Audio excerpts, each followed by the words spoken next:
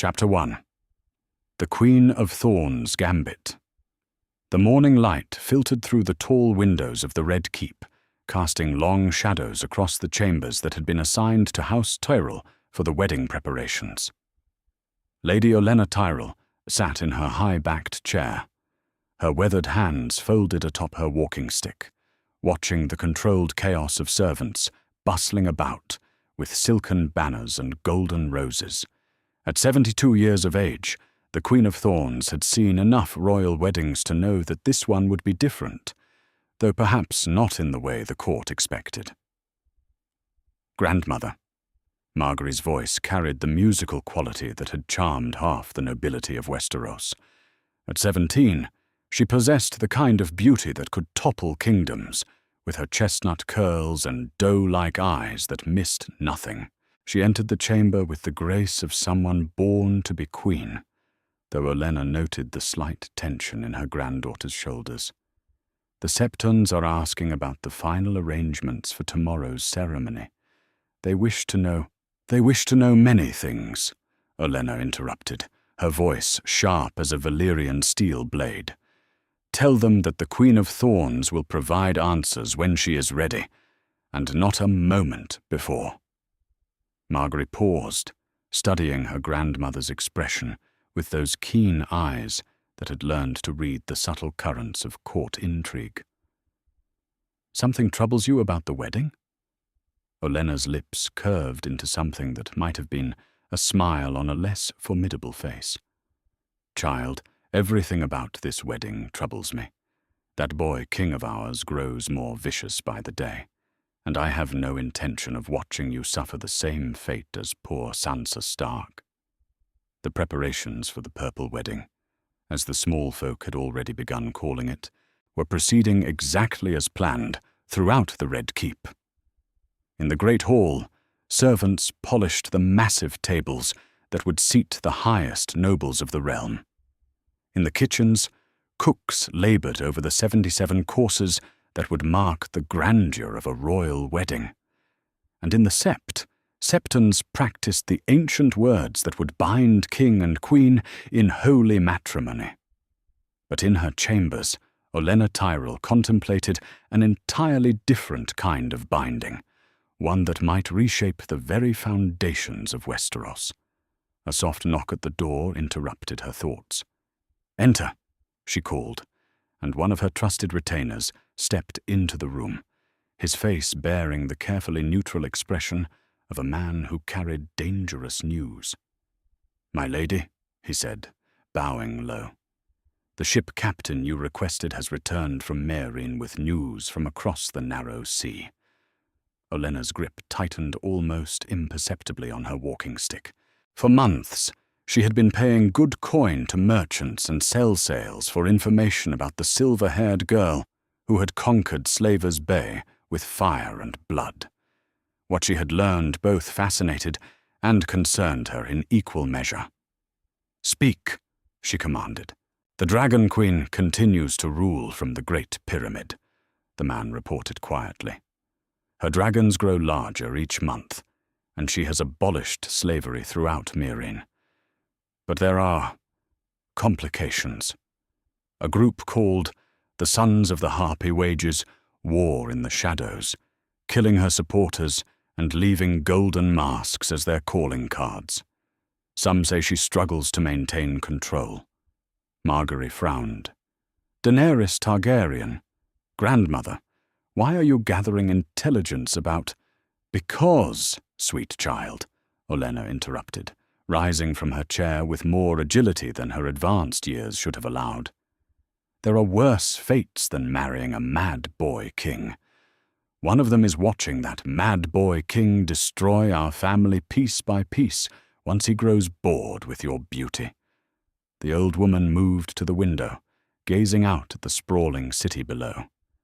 King's Landing teemed with life, its million inhabitants unaware that their future hung in the balance of an old woman's decision. In the distance, she could see the harbour where merchant ships from across the known world brought goods and gossip in equal measure. "I had planned something different for tomorrow's wedding," Olenna continued, her voice dropping to a whisper that somehow carried more menace than a shout. "Something that would ensure Joffrey could never hurt you. But there may be a better way, one that does not require me to become a kinslayer, even of that particular monster." She turned back to face her granddaughter, noting the intelligence that flickered behind those lovely eyes. Margaery had always been quick to understand the true nature of political maneuvering, a skill that would serve her well in the days to come. "The Targaryen girl has dragons," Olenna said simply. 3 of them, if the reports are to be believed. She also has a desperate need for allies in Westeros, particularly allies who can provide what she lacks: ships, gold, and the loyalty of one of the great houses. "You mean to ally with her?" Margaery said, her voice steady despite the magnitude of what her grandmother was suggesting. "Against the Iron Throne." "I mean to survive," Olenna corrected. "House Tyrell has endured for centuries by adapting to changing circumstances. We bent the knee to Aegon the Conqueror when his dragons darkened our skies. We supported Robert Baratheon when his war hammer crushed the Targaryen dynasty. And now—" She moved to her writing desk, pulling out a sheet of parchment that bore the golden rose seal of Highgarden. Her weathered fingers traced the embossed symbol as she contemplated the words that would change everything. "Now we have another chance to choose the winning side before the war truly begins. But this time, we will not merely support the victor. We will help create one." The letter she began to write was a masterpiece of political calculation, each word chosen with the precision of a master archer. She offered alliance, ships, and gold to the Dragon Queen, but also something far more valuable: legitimacy in the eyes of Westerosi nobility. In exchange, she asked for something that would have seemed impossible just hours earlier. "You want her to support a marriage between myself and—" Margaery paused as understanding dawned. "Not Joffrey." "Certainly not Joffrey," Olenna confirmed, continuing to write. "There is another option, one that would serve our purposes far better. The bastard of Winterfell has been named Lord Commander of the Night's Watch at the remarkably young age of 17. Such men do not typically remain buried at the wall when opportunity calls." "Jon Snow," Margaery whispered. "But his vows—" "Vows can be broken when circumstances demand it," Olenna replied pragmatically. "Particularly when breaking them serves a higher purpose. The North remembers its own, and they remember the Starks with more fondness than they will ever feel for House Bolton or House Lannister. A marriage between House Tyrell and the last acknowledged son of Ned Stark would give us a foothold in the North that no amount of gold could buy." She sealed the letter with red wax, pressing her personal seal into it with the finality of a judge pronouncing sentence. "This will travel to Meereen on the fastest ship in the harbor. If my calculations are correct, Daenerys Targaryen will see the wisdom in what I propose. And if she does not?" Olenna's smile turned sharp as a blade. "Then we will proceed with tomorrow's wedding as planned, and young Joffrey will discover that wine served at royal celebrations can be quite unpredictable in its effects." The old woman called for her most trusted messenger, a weathered sailor who had carried Tyrell's secrets across the narrow sea more times than anyone bothered to count.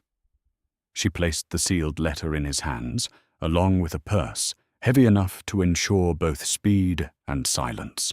"To Meereen," she instructed. "Find the Dragon Queen and place this in her hands personally. Tell her that the Queen of Thorns offers alliance, but time is short. The Game of Thrones waits for no one." As the messenger departed, Olenna turned back to her granddaughter, studying the young woman who had been groomed from birth to be a queen. Tomorrow's wedding would proceed as planned, but it would be the last act of the old game. What came after would require different strategies, different alliances, and different sacrifices. "Prepare yourself, sweet child," she said softly. "We are about to plant roses in very different soil, and we must ensure they bloom regardless of the season." Outside, the Red Keep continued its preparations for a royal wedding that would mark the beginning of the end for House Lannister's grip on the Iron Throne. The Queen of Thorns had made her choice, and as always, she had chosen to win. In the distance, a ship with black sails slipped out of King's Landing's harbour, carrying words that would echo across 2 continents and reshape the destiny of the 7 kingdoms. The Game of Thrones was about to change its rules entirely, and House Tyrell would ensure they were not caught playing by the old ones. The first moves had been made. Now all that remained was to see how the Dragon Queen would respond to an offer that could give her everything she needed to reclaim her birthright, or destroy them all in the attempt. Chapter 2. The Dragon Queen's Dilemma. The Great Pyramid of Meereen cast its shadow across the city as the sun climbed toward its zenith, but within the ancient structure's highest chamber, Daenerys Targaryen found little comfort in the grandeur that surrounded her. At 16, she possessed the ethereal beauty of old Valyria, silver-gold hair that caught the light like spun moonbeams, and violet eyes that held depths far beyond her years. Yet those eyes now reflected a weariness that no girl her age should have to bear. She stood before the tall windows that overlooked her conquered city, watching the movements of her subjects far below, with the careful attention of a ruler who had learned that peace was far more difficult to maintain than war was to wage. The plaza where she had once crucified the great masters now hosted a market, its stalls filled with free men and women selling their wares. It should have been a triumph, a symbol of the liberation she had brought to Slaver's Bay. Instead, it served as a daily reminder of how little her dragons could do to solve the intricate problems of governance. "Your Grace," came the voice of Missandei, her most trusted advisor and friend. The former slave moved with quiet grace across the marble floor, her hands folded before her in the manner she had never quite abandoned, despite Daenerys's repeated assurances that such formality was unnecessary between them. "Captain Groleo reports that ships from Westeros have arrived in the harbour. They carry messages from across the narrow sea." Daenerys turned from the window, her expression brightening slightly at the prospect of news from the land of her birth. "Westeros. It has been months since we received reliable intelligence from the 7 kingdoms. What word do they bring?" "Several letters, Your Grace. Merchants report that King Joffrey still rules from the Iron Throne, though his grip grows increasingly tenuous. There are whispers of discontent among the great houses, and—" Missandei paused, her dark eyes reflecting uncertainty. "There is one message that arrived under curious circumstances. A ship captain insisted it be delivered to you personally, claiming it comes from someone calling herself the Queen of Thorns." The name meant nothing to Daenerys immediately, but the careful way Missandei spoke suggested it should. She had learned to trust her advisor's instincts about such matters. The young woman possessed an intellect that rivaled any master's, and a memory that could recall conversations from years past with perfect clarity. "Bring me the letters," Daenerys commanded, settling into the ornate chair that served as her informal throne. Around her, the pyramid's chamber displayed the wealth of Meereen in every carved column and inlaid tile, yet she felt none of the satisfaction such opulence should have provided. How could she, when just yesterday another freedman had been found dead in the streets, a golden harpy mask left beside his mutilated corpse? Missandei returned with a collection of sealed parchments, but it was the one bearing an unfamiliar seal, a golden rose on a green field, that drew Daenerys's immediate attention. She broke the wax with careful fingers, noting the quality of both parchment and seal. Whoever this Queen of Thorns might be, she possessed considerable wealth and was not afraid to display it. The letter's contents, however, proved far more intriguing than its materials.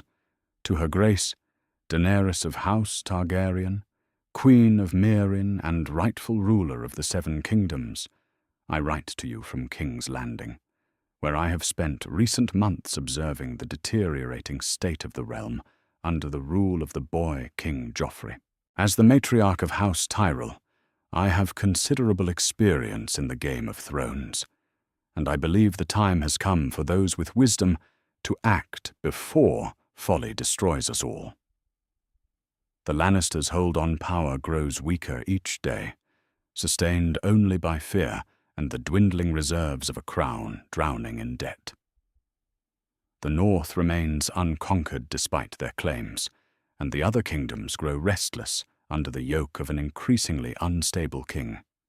This presents an opportunity for someone with both the legitimate claim and the strength to seize what is rightfully theirs. I propose an alliance between House Tyrell and the Targaryen cause, but not in the manner you might expect. Rather than supporting another costly invasion that would leave Westeros in ruins, I suggest we forge a different path, one that would give you a foothold in the Seven Kingdoms through marriage and legitimacy, rather than fire and blood. Daenerys paused in her reading, her violet eyes narrowing with interest. She had spent countless hours with her advisors planning potential strategies for reclaiming the Iron Throne, but most involved variations of conquest that would inevitably result in the destruction of much she hoped to rule. A political solution had always seemed impossible given the Lannisters' control, but perhaps... She continued reading, her attention completely focused on the words before her. My granddaughter Margaery currently stands betrothed to King Joffrey, but I have no intention of allowing her to suffer the fate that awaits any woman foolish enough to bind herself to that monster. Instead, I propose she marry Jon Snow, the bastard son of Ned Stark, who has recently been named Lord Commander of the Night's Watch at the unprecedented age of 17. Such a union would require breaking his vows to the Watch, but desperate times call for desperate measures. The North remembers the Starks with loyalty that gold cannot buy, and a marriage between House Tyrell and the last acknowledged son of Ned Stark would create a power base that neither the Lannisters nor the Boltons could easily counter. With the wealth of the Reach and the loyalty of the North combined, your cause would find willing allies already within the Seven Kingdoms. In exchange for Tyrell's support and the northern foothold this marriage would provide, I ask only that you recognize and support this union when you return to claim your throne. House Tyrell has no desire to rule, only to survive and prosper under a competent monarch who values loyalty over fear. Time grows short as events in King's Landing move swiftly toward their conclusion. If this proposal interests you, I suggest you act quickly. The Game of Thrones waits for no one, not even dragons. Written by the hand of Lady Olenna Tyrell in the 300th year after Aegon's conquest, Daenerys set the letter aside, her mind racing through the implications of what she had just read. A marriage alliance that would give her allies in Westeros without requiring her to abandon Meereen immediately. It was exactly the sort of opportunity she had been hoping for, but had never dared to expect. "Miss Andy," she called, and her advisor approached with the attentive silence that had served them both so well. "What do you know of House Tyrell?" "They are among the most powerful houses in Westeros, Your Grace.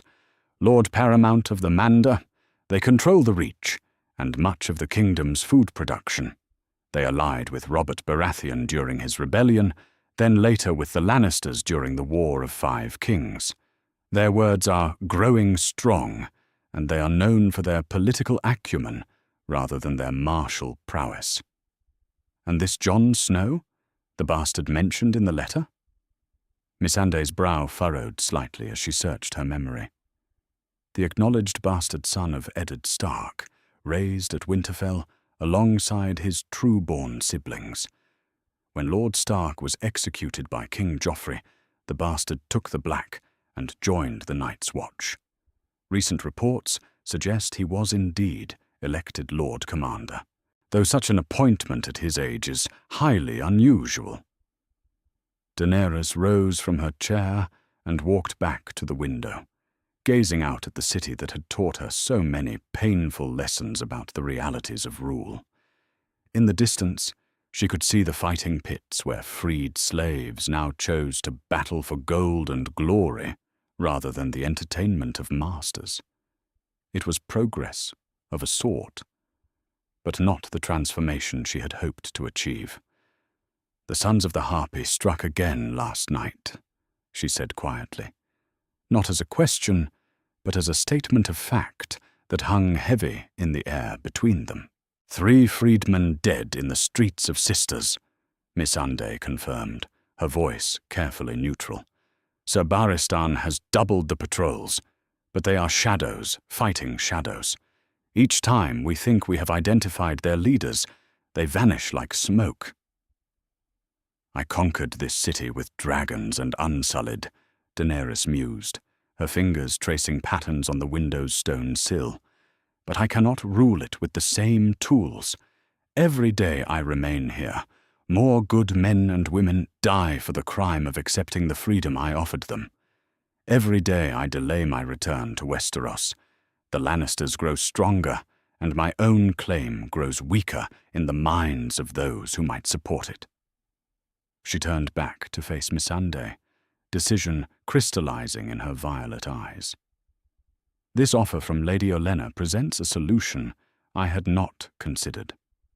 If House Tyrell can deliver the North through this marriage, and if the bastard Jon Snow truly commands the loyalty his name suggests, then perhaps I can serve both my kingdoms, the one I have conquered and the one I was born to rule."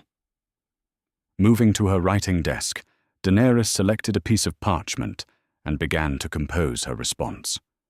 The words came carefully, each one weighted with the knowledge that they might reshape the future of 2 continents. "Lady Olenna Tyrell, Dowager of Highgarden. Your letter arrived at a moment when I had begun to despair of finding allies in Westeros who possessed both the wisdom to see beyond the current chaos and the courage to act upon that vision. Your proposal intrigues me greatly, as it offers a path to reclaiming my birthright that does not require me to abandon the people I have sworn to protect in Meereen. I accept your proposal and pledge the support of House Targaryen for the union between your granddaughter and Jon Snow, with all the political implications such a marriage would entail. When I return to Westeros, and I assure you that day will come, I will recognize and honor any claims and agreements made in pursuit of this alliance. In token of my commitment to this course, I will dispatch ships carrying supplies and gold to support your northern efforts, along with advisors who can speak with my voice in matters of immediate concern. The wheel that has crushed so many beneath it must be broken, and I believe this alliance may provide the leverage necessary to achieve that goal. I await news of your progress with great interest, and I pray that the gods, old and new, smile upon this endeavor that may well determine the fate of the 7 kingdoms. Written by Daenerys of House Targaryen, Queen of Meereen, in the 300th year after Aegon's conquest. As she sealed the letter with the 3-headed dragon of her house, Daenerys felt something she had not experienced in months. Hope. Not the desperate hope of a conqueror facing an impossible task, but the steady confidence of a queen who had found a path through seemingly insurmountable obstacles. "Prepare my fastest ship," she commanded. "This message must reach King's Landing before events there proceed, beyond our ability to influence them." Outside, the sun continued its journey across the sky of Meereen, and somewhere in the city's twisting streets, the sons of the Harpy plotted their next strike against the freedmen who dared to believe in liberation. But in the Great Pyramid, a young queen had just set in motion events that would echo across continents and reshape the very foundations of power in the known world. The Game of Thrones was about to gain a new player, one who understood that sometimes the most devastating victories were won not with fire and blood, but with carefully chosen words and well-planned alliances. The wheel was indeed about to break, but perhaps not in the way anyone expected. Chapter 3. The Bastard's Choice. The wind that swept across the wall carried with it the bitter promise of winter. But Jon Snow had long since grown accustomed to the cold that seemed to seep into a man's very bones at Castle Black. At 17, he was the youngest Lord Commander in the history of the Night's Watch, a distinction that brought him little comfort as he stood atop the wall, gazing northward into the endless expanse of white that stretched beyond the horizon. His dark hair whipped about his face in the wind, and his grey eyes, so much like his father's, though he could never truly claim that connection, reflected the weight of responsibilities that would have crushed men twice his age. The black cloak of the Night's Watch hung heavy on his shoulders, and not merely from the ice that collected on its wool. Every decision he made affected the lives of his sworn brothers, the security of the realm, and the ancient mission that had defined the Watch for thousands of years. "Lord Commander," came a voice from behind him, and Jon turned to see Dolorous Edd approaching with the careful gait of a man who had learned that haste often led to treacherous falls on the icy walkways of the wall. "Riders approaching from the south. They carry banners I've not seen before, a golden rose on green field." Jon's brow furrowed. House Tyrell was among the most powerful of the great houses, but they had never shown any interest in the Night's Watch or the affairs of the Wall. Their concerns lay with the fertile lands of the Reach and the political intrigues of King's Landing, not the ancient threats that lurked beyond the realm's northern border. "How many?" he asked, pulling his cloak tighter against the wind. "A dozen, perhaps more. Well-armed and well-mounted, but flying a banner of parley. They're making good time on the King's Road, should reach our gates within the hour." Jon nodded grimly. Since becoming Lord Commander, he had learned that unexpected visitors rarely brought welcome news. "Have them received with proper courtesy, but maintain our guard. Post men on the walls, and ensure the gates can be sealed quickly if needed." "Aye, Lord Commander. Though I'll say this, if they've come all the way from the Reach in weather like this, they must have business of considerable importance."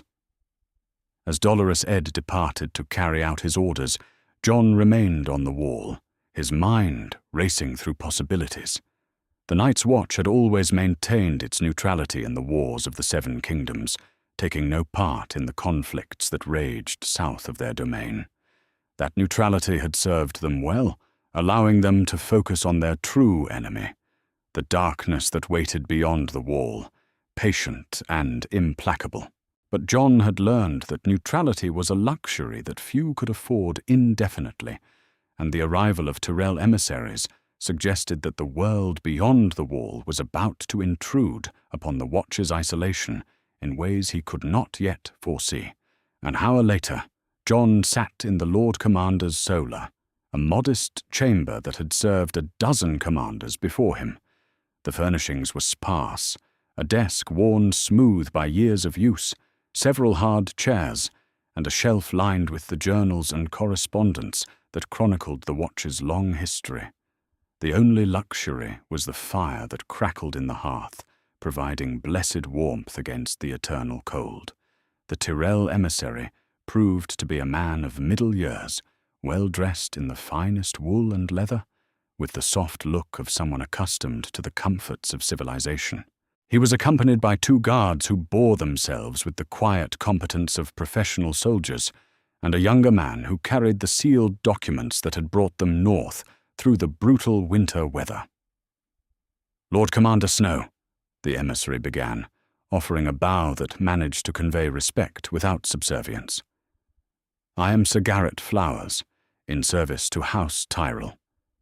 I bring greetings from Lady Olenna Tyrell, and a proposition that may interest you greatly." Jon gestured for the man to continue, though his expression remained carefully neutral. He had learned from his father, though Ned Stark could never truly claim that title, that the first rule of negotiation was to listen more than you spoke. "My lady is aware of your recent elevation to Lord Commander, an achievement that has not gone unnoticed in the highest circles of the realm. She is also aware that the North faces difficulties in the wake of recent events." The careful phrasing did not disguise the reality being discussed. Winterfell lay in ruins, burned and occupied by the Boltons who ruled now through the authority of the Iron Throne. The Stark name had been dragged through mud and blood, and those few who survived bore that name, carried the weight of a fallen house. "The Night's Watch takes no part in the affairs of the realm," Jon replied carefully. "Our vows are clear on this matter." "Indeed they are, my lord. I shall take no wife, hold no lands, father no children." The words are well known, even in the south. Sir Garrett paused, allowing the weight of those words to settle between them. "But there are times when the greater good requires us to reconsider even the most sacred of oaths." Jon felt something cold settle in his stomach that had nothing to do with the weather. "Speak plainly, sir. What does Lady Olenna propose?" The emissary reached into his saddlebag and withdrew a sealed letter bearing the golden rose of House Tyrell. "A marriage alliance, Lord Commander, between yourself and Lady Margaery Tyrell, granddaughter to Lady Olenna, and one of the most beautiful and accomplished young women in the Seven Kingdoms." The silence that followed seemed to stretch for an eternity. Jon stared at the letter, as if it were a viper that might strike at any moment, his mind struggling to process the implications of what he had just heard. "You asked me to break my vows," he said finally, his voice barely above a whisper. "I ask you to consider the possibility that there may be purposes higher even than the vows of the Night's Watch," Sir Garrett replied. "The North remembers, Lord Commander. They remember Ned Stark and the justice he represented. They remember honor and loyalty, qualities that have become increasingly rare in the current state of the realm." Jon rose from his chair and moved to the window, gazing out at the courtyard below, where his sworn brothers went about their daily duties, men who had given up everything for the ancient mission of the Watch. How could he even consider abandoning them for the promise of a life he had renounced years ago?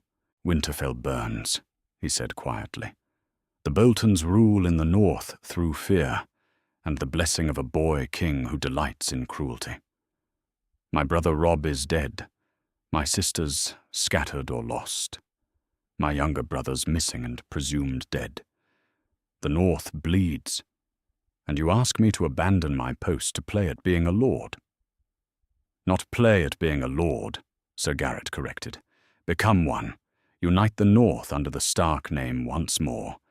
Give the people something to believe in, beyond survival and fear." The letter lay unopened on Jon's desk, but its presence seemed to fill the room with possibility and danger in equal measure. Jon had spent years learning to set aside the dreams of legitimacy that had once haunted his childhood, accepting that his fate lay with the Watch and the ancient vigil they maintained. Now those dreams stood before him, wrapped in the promise of marriage to one of the most powerful houses in Westeros. "I would need to consult with my sworn brothers," Jon said finally. "A decision of this magnitude cannot be made in haste or solitude." That evening, Jon convened a meeting of the Watch's senior officers in the common hall, The assembled men represented decades of experience and wisdom, each having sacrificed their own ambitions for the mission of the Night's Watch. The firelight played across weathered faces as Jon explained the proposal that had been laid before him.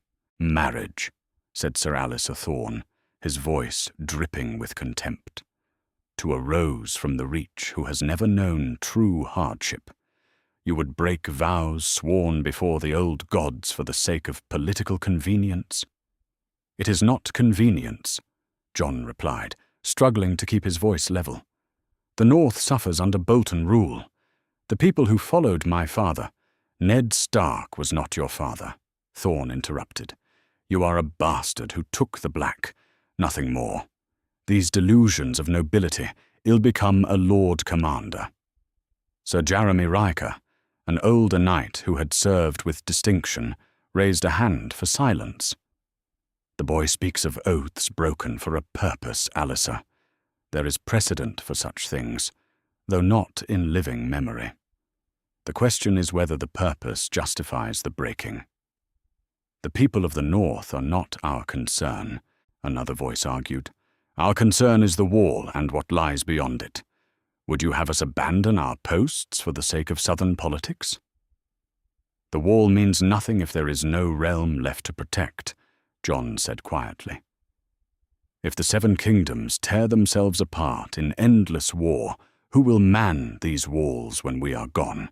Who will remember why we stand watch?" The debate continued deep into the night, voices rising and falling as men wrestled with questions that had no easy answers. Some spoke of duty and the sanctity of oaths, others of the greater good and the needs of the realm. Through it all, Jon listened, weighing their words against the voice in his heart that whispered of family, honor, and the chance to restore what had been lost. When the meeting finally ended, Jon remained alone in the hall, staring into the dying embers of the fire.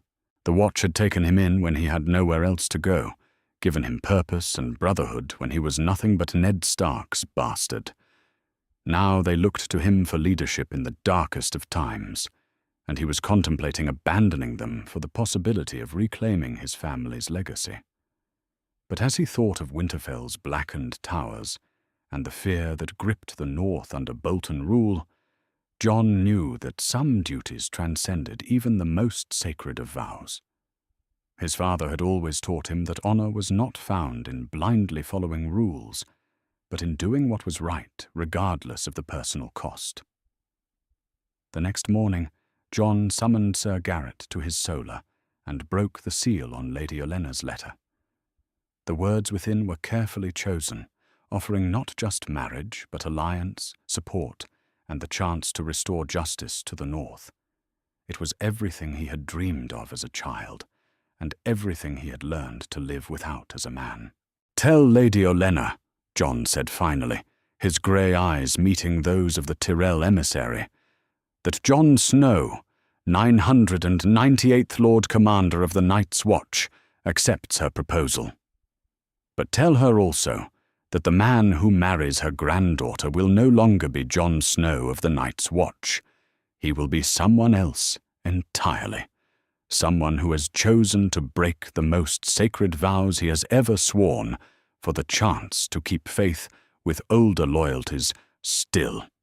As Sir Garrett departed to carry word south, Jon stood once more upon the wall, looking not north toward the ancient enemy, but south toward a future that promised both redemption and damnation. The bastard of Winterfell was about to become something far more dangerous, a man with nothing left to lose and everything to fight for. The watch was ending, but perhaps something greater was about to begin. Chapter 4. The Purple Wedding. That never was. The great sept of Baelor had never looked more resplendent than it did on the first day of 300 AC, when King Joffrey I Baratheon was to wed Lady Margaery Tyrell in what the court chroniclers were already calling the Purple Wedding. Golden banners bearing the crowned stag of Baratheon hung alongside the green and gold of House Tyrell, while hundreds of candles cast their warm light across the faces of the assembled nobility. The ceremony was meant to herald a new era of prosperity and unity for the Seven Kingdoms, though those who knew the true nature of the participants understood that such hopes were built on foundations of sand. Lady Olenna Tyrell sat in the place of honor, reserved for the bride's family, her weathered hands folded atop her walking stick as she observed the proceedings with the sharp attention that had earned her the sobriquet, Queen of Thorns. At 72, she had witnessed more royal weddings than she cared to count, but none had carried such personal significance. The elaborate ceremony unfolding before her represented the culmination of months of careful planning, though not in the way the other guests imagined. The absence of the bride herself had caused considerable stir among the assembled nobles. Word had spread quickly that Lady Margaery had been taken with a sudden illness that morning, a malady so severe that the royal maester had forbidden her to leave her chambers. The wedding would proceed with only King Joffrey present, a peculiar arrangement that had never occurred in the history of royal ceremonies, but one that the boy king had insisted upon with characteristic petulance. "The wedding will not be postponed for a woman's weakness," Joffrey had declared to the court, his voice carrying the cruel edge that had become his trademark. "She will be my wife, whether she stands beside me or not."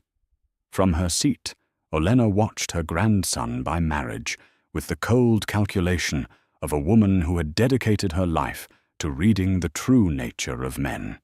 King Joffrey Baratheon stood at 14 years of age, golden-haired and handsome in the manner of the Lannisters, but his beauty served only to make his cruelty more pronounced by contrast. His green eyes held the glitter of madness that she had learned to recognize in those who wielded power without wisdom or restraint. Beside the throne, Lord Tywin Lannister observed the ceremony with his characteristic stoicism, though Olenna noted the slight tension in his jaw that suggested he was not entirely pleased with the day's arrangements. At 58, the Lord of Casterly Rock remained a formidable presence, his intelligence and strategic acumen making him perhaps the only man in King's Landing capable of recognizing the true implications of the Tyrell family's recent behavior. "My lords and ladies," High Septon began, his voice echoing through the vast space of the sept. "We gather today to witness the union of His Grace, Joffrey of House Baratheon, first of his name, King of the Andals and the First Men, Lord of the Seven Kingdoms and Protector of the Realm, with Lady Margaery of House Tyrell." The words rang hollow in the absence of the bride, creating an atmosphere of surreal pageantry that seemed to mirror the increasingly unstable state of the realm itself. Joffrey stood alone before the altar, his expression shifting between smugness and irritation as he waited for a ceremony that would bind him to a woman who was not present to speak her own vows. Olenna allowed herself the smallest of smiles as she considered the truth that lay hidden beneath the day's events. While the court believed Margaery lay abed with fever, she was in fact already days into her journey north, accompanied by her brother Loras and a small escort of trusted guards. By now, they would have passed the twins and be well on their way toward the Neck, carrying with them the letters that would reshape the political landscape of Westeros far more dramatically than any royal wedding ever could. "Where is your granddaughter, Lady Olenna?" came a voice beside her, and she turned to see Lord Tywin himself approaching with the measured steps of a man accustomed to commanding every room he entered. His pale green eyes held a sharpness that reminded her why he had remained the true power behind the Iron Throne, despite his grandson's nominal rule. "Abed with a fever, as you have surely heard," Olenna replied, with the practiced innocence of someone who had spent decades perfecting the art of misleading without technically lying. "The poor child was overcome this morning with a malady that left her unable to stand. I thought it best that she remain in her chambers rather than risk embarrassing herself before the entire court. Tywin's expression did not change, but something in his eyes suggested that he was not entirely convinced by her explanation. How unfortunate that such an illness should strike on the very day of her wedding. One might almost think the gods themselves were sending a message about this union. The gods work in mysterious ways, Olenna agreed, her tone carefully neutral, though I suspect young Joffrey will find solace in the knowledge that illness cannot prevent a marriage once the words are spoken.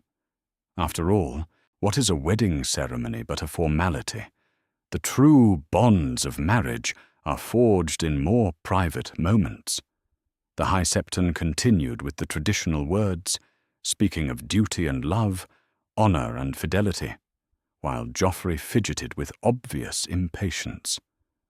When the time came for the bride's vows, an uncomfortable silence settled over the sept, as hundreds of nobles waited to see how such an unprecedented situation would be resolved. "Let it be recorded," Joffrey declared, his voice cutting through the silence with characteristic arrogance, "that Lady Margaery Tyrell has sworn herself to me in marriage, and that her absence today changes nothing. She is my wife by law and by right, whether she speaks the words herself or not." The High Septon looked distinctly uncomfortable with this interpretation of religious law, but he was hardly in a position to contradict the king before the assembled court. With visible reluctance, he pronounced the couple wed, though the words seemed to echo strangely in the vast space without the bride present to complete the traditional responses. As the ceremony concluded, and the court began to file out toward the feast that would follow, Olenna remained seated, watching the proceedings with the detached interest of someone observing a play whose ending she already knew. In the original script she had written for this day, young Joffrey would have been dead within hours, his cruel reign ended by poison administered through wine served at his own wedding feast. Instead, he lived and breathed, and continued to wear the crown that had already brought so much suffering to the realm. But perhaps this was better. Death would have made a martyr of him, and martyrs were often more dangerous than living tyrants. A dead Joffrey would have been succeeded by his younger brother Tommen, a boy even more malleable than the current king, but one who would have inherited the same advisors and the same corrupt system. Living, Joffrey remained exactly what he was, a visible symbol of everything wrong with Lannister rule, a walking argument for why the realm needed new leadership. "You seem remarkably calm for a woman whose granddaughter has just been married to the king in absentia," Tywin observed, retaking his seat beside her, as the sept slowly emptied around them. "At my age, one learns that there is little point in becoming agitated over circumstances beyond one's control," Olenna replied with perfect composure. "Margaery will recover from her illness, and she will fulfill her duties as queen when she is able. Until then, the realm must simply manage without her presence." "Indeed," Tywin said, though his tone suggested layers of meaning beneath the simple agreement. "Though I confess I find the timing of her illness curious. House Tyrell has invested considerable resources in securing this marriage. One would think that ensuring the bride's presence at her own wedding would have been a priority." Olenna turned to face him fully, allowing her sharp intelligence to show clearly in her ancient eyes. "Lord Tywin, I have been playing the Game of Thrones since before you were born. Do you truly think I would allow my granddaughter to miss the most important day of her life without excellent reason?"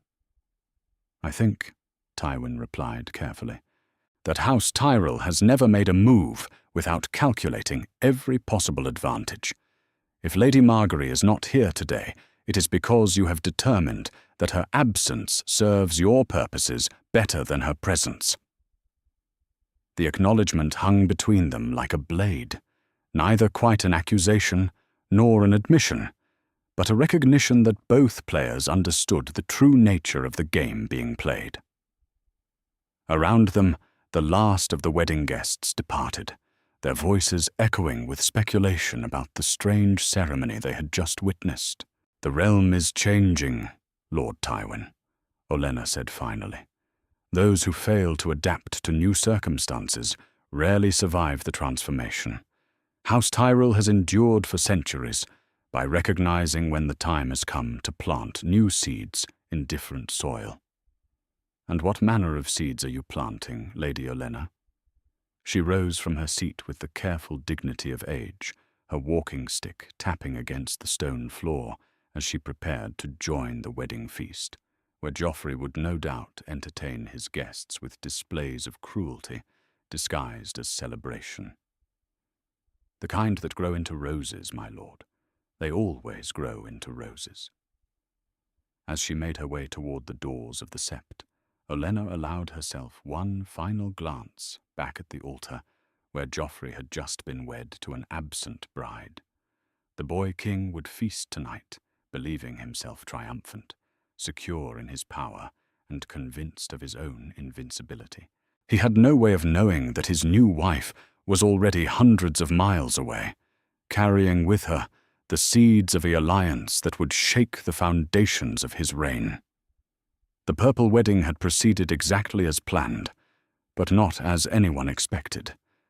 And in the coming days, when word began to spread of strange movements in the north and unexpected alliances forming beyond the reach of King's Landing, perhaps Lord Tywin would remember this conversation and understand that House Tyrell had indeed been planting seeds in different soil. The Game of Thrones was about to enter a new phase, and the Queen of Thorns had positioned her pieces exactly where they needed to be. Now all that remained was to wait for them to bloom. Chapter 5. The journey north. The road north from King's Landing had never seemed so treacherous as it did in the grey dawn hours when Margaery Tyrell and her small escort slipped through the city's gates under cover of darkness.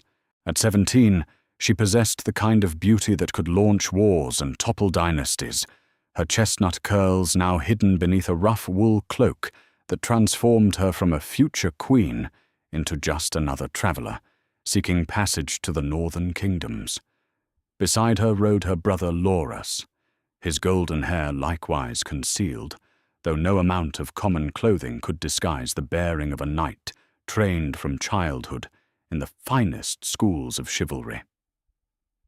"Sister," Loras murmured, as their horses' hooves echoed against the cobblestones of the King's Road. "Are you certain this path leads anywhere but to our destruction? We are abandoning everything, titles, lands, the protection of our house, for the promise of an alliance with a bastard who may refuse us when we arrive."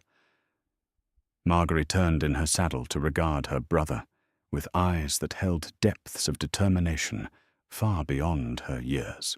At 18, Loras had already earned renown as one of the finest knights in the Seven Kingdoms, a warrior whose skill with sword and lance had made him a legend among the younger generation of nobility. Yet she could see uncertainty in his expression, the doubt that came with understanding the magnitude of what they were attempting. "We abandon nothing that matters," she replied quietly, mindful of the armed guards who rode both ahead and behind them. "Grandmother chose this path because she sees what others cannot, that the Game of Thrones is changing, and those who cling to the old rules will perish with them.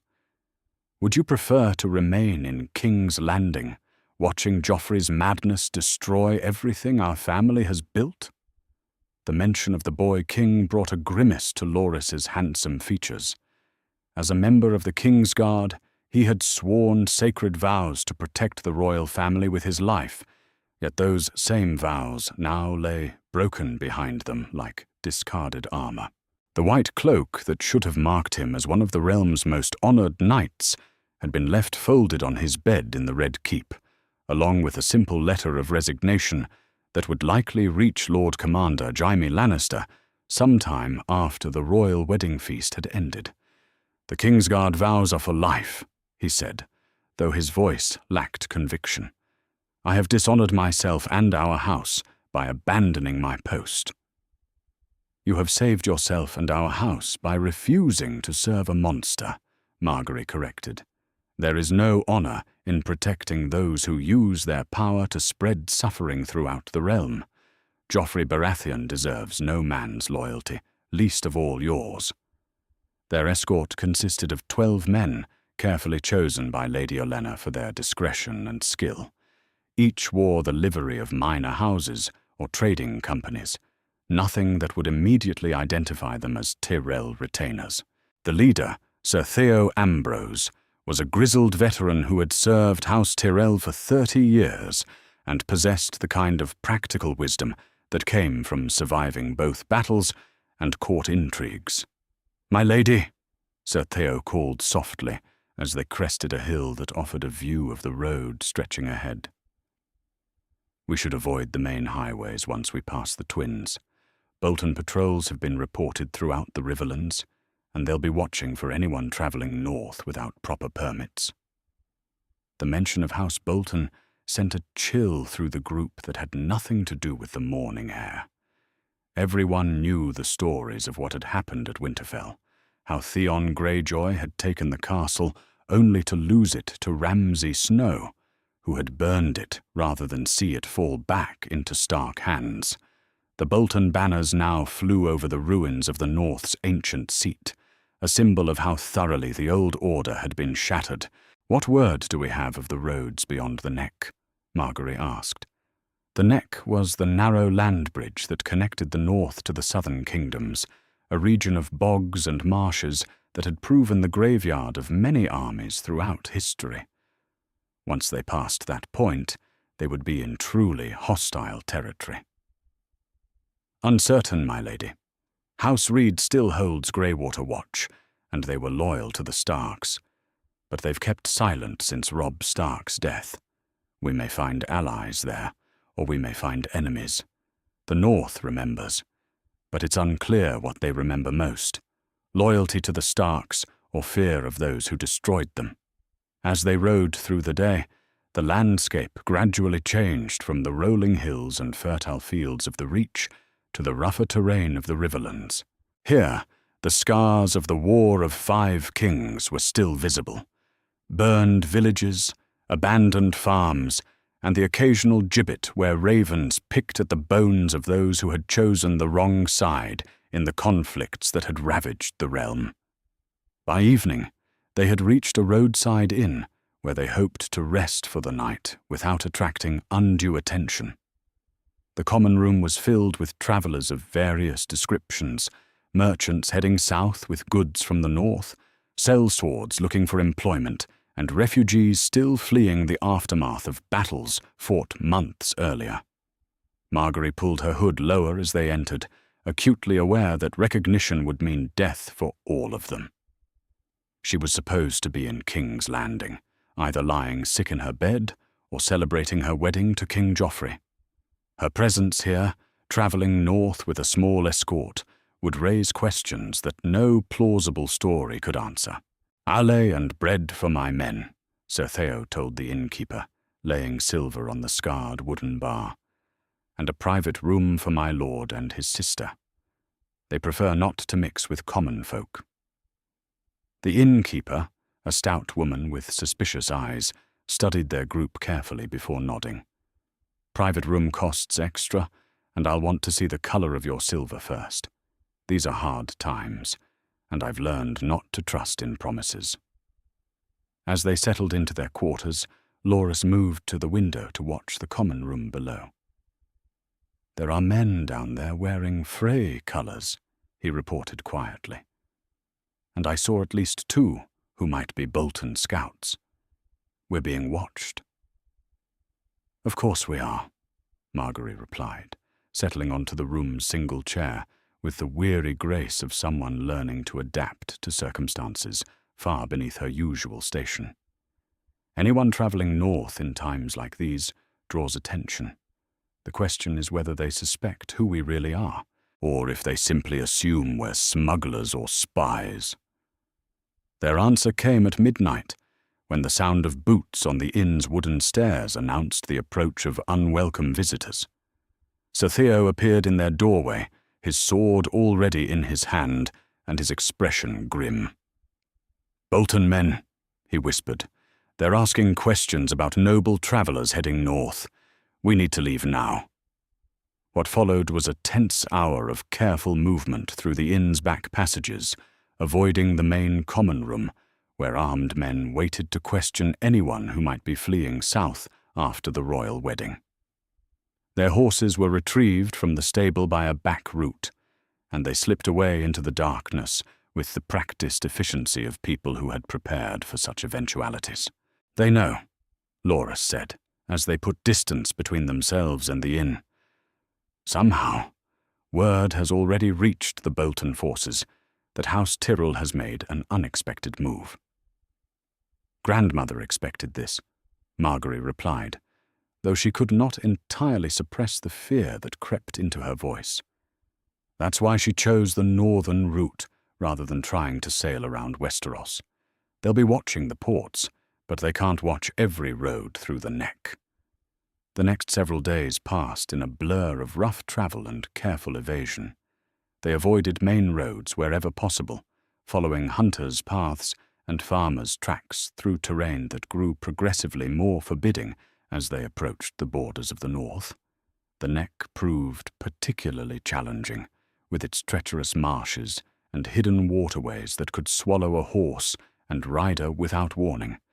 It was there, in the soggy borderlands between kingdoms, that they encountered their first northern lord. Sir Donal Reed of Greywater Watch emerged from the marshes with a small band of retainers, his expression cautious, but not immediately hostile. "Travellers heading north," he observed, his voice carrying the soft accent of the Crannogman. "Strange to see Southron nobility in these parts, especially in times like these." Margaery made the decision to trust him with a portion of the truth. "We carry messages for Jon Snow at Castle Black, regarding matters that concern the future of the North." Sir Donal's eyes narrowed, but something in her tone seemed to resonate with him. House Reed had been among the Starks' most loyal bannermen, and the mention of Jon Snow's name carried weight even here in the marshlands. "The bastard boy who took the Black? I heard he'd been made Lord Commander. Youngest in the Watch's history, if the stories are true." He studied their group more carefully, noting the quality of their weapons and the bearing of men accustomed to command. What manner of messages require a lord sister to travel through dangerous lands in winter? "The kind that may determine whether the North remains under Bolton rule or finds new leadership," Loras answered carefully. The words hung in the air between them like a blade, neither quite an offer of alliance nor a statement of rebellion, but something that hinted at possibilities that had seemed impossible just days before. Sir Donal was quiet for a long moment, his eyes moving from face to face as he weighed the implications of what he had just heard. "The North remembers," he said finally, using the words that had become a rallying cry for those who still mourned the fall of House Stark. "But remembering and acting are different things. Too many good men have died already for the crime of loyalty. And too many will die still if nothing changes," Margaery replied. "We offer a different path, one that does not require the North to stand alone against the might of King's Landing." Before Sir Donal could respond, one of his men approached with urgent news. "My lord, riders approaching from the south, Bolton colours, and they're moving fast." The next hour tested all their skills at concealment as they hid in the marshes, while a patrol of 20 Bolton men passed along the main road, clearly searching for someone. Only when the sound of their horses had faded completely did the group dare to move again. "You've stirred up a hornet's nest," Sir Donal observed. "Lord Bolton's men don't usually patrol this far south unless they're hunting something specific." "Then help us reach our destination before they find us," Margaery said. "The message we carry could change everything for the houses that still remember their true loyalties." As they finally approached Winterfell itself, The sight that greeted them served as a stark reminder of how far the north had fallen. The ancient seat of House Stark rose from the landscape like a wounded giant, its granite walls still standing but blackened by fire, its towers partially collapsed, and its interior clearly damaged beyond easy repair. Yet even in ruin, it remained a symbol of northern identity, a reminder of what had been lost and what might yet be reclaimed. "Send word ahead," Margaery commanded, as they made camp within sight of the castle. "Tell Jon Snow that Lady Margaery Tyrell has come north with an offer that could restore the north to its rightful rulers. Tell him that the time for choosing sides has arrived, and that House Tyrell has already chosen." As the messenger rode toward the castle's gates, Margaery allowed herself a moment to contemplate the magnitude of what they were attempting. Behind them lay the comfortable certainties of their old life: wealth, status, and security purchased at the price of serving monsters.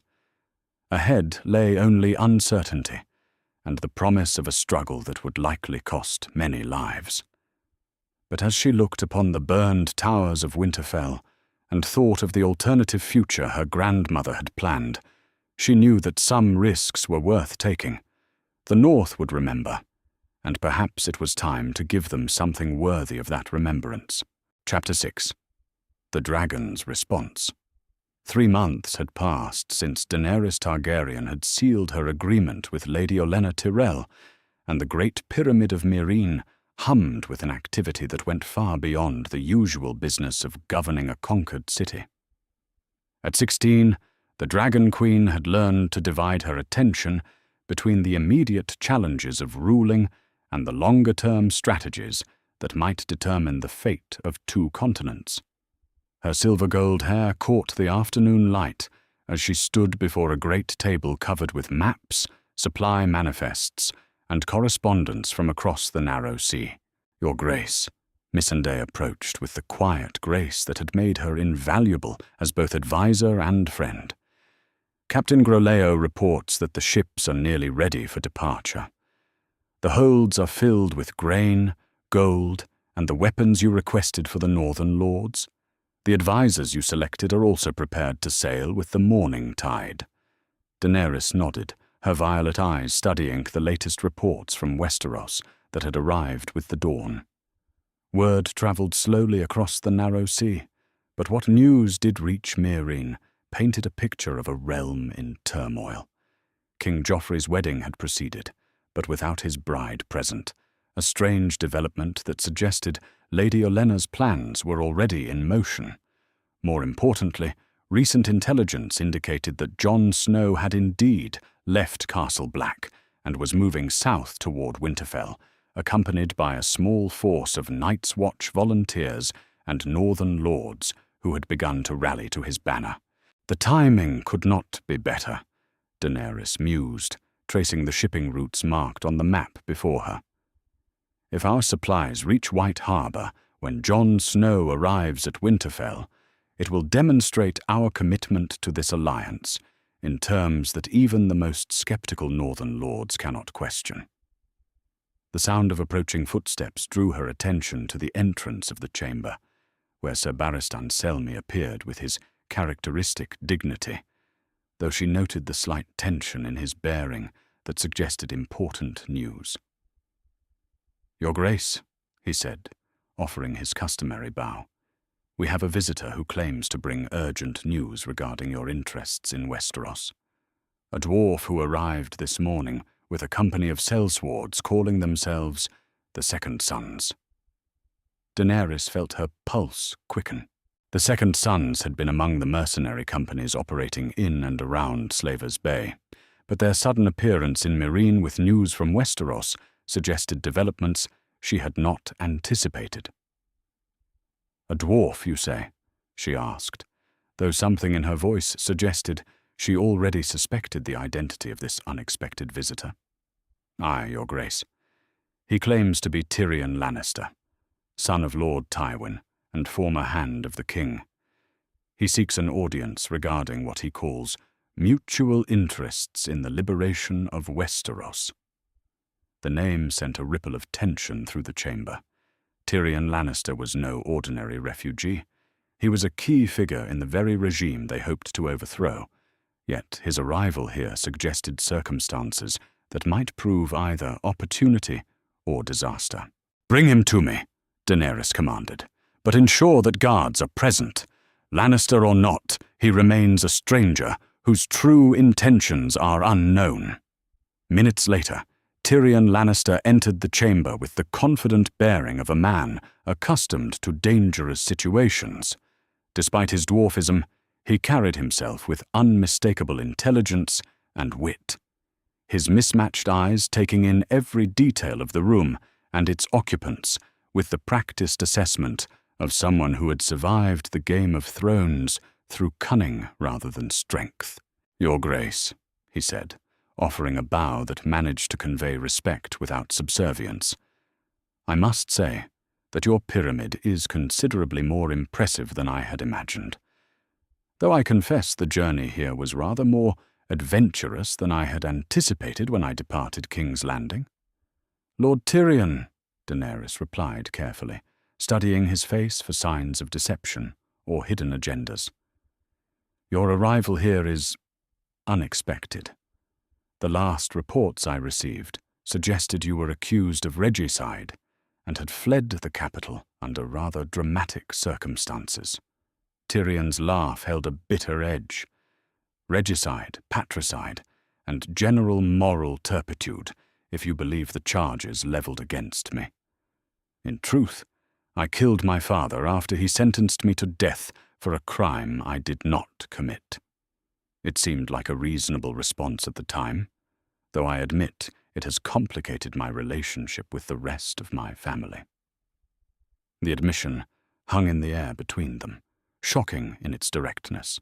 Daenerys had heard rumors of Lord Tywin's death, but to have the perpetrator standing before her, calmly confessing to the deed, was something she had not expected. "And what brings you to Meereen, Lord Tyrion?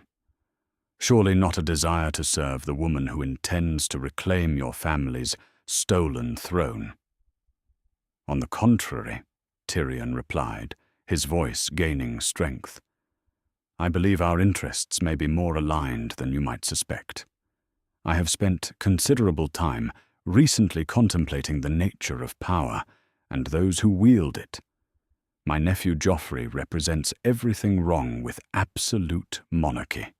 A cruel, unstable boy whose only claim to legitimacy comes from the fear he inspires and the gold that purchases loyalty." He moved closer to the table, his eyes taking in the maps and plans spread across its surface. "I see you are planning something involving the North. How interesting. The North has been a problem for my family since Robert's rebellion, and recent events have only made that situation more volatile." Daenerys exchanged a glance with Ser Barristan, weighing the risks and opportunities presented by this unexpected development. Tyrion Lannister possessed intimate knowledge of Westeros politics, extensive connections throughout the Seven Kingdoms, and demonstrated ability as both strategist and administrator.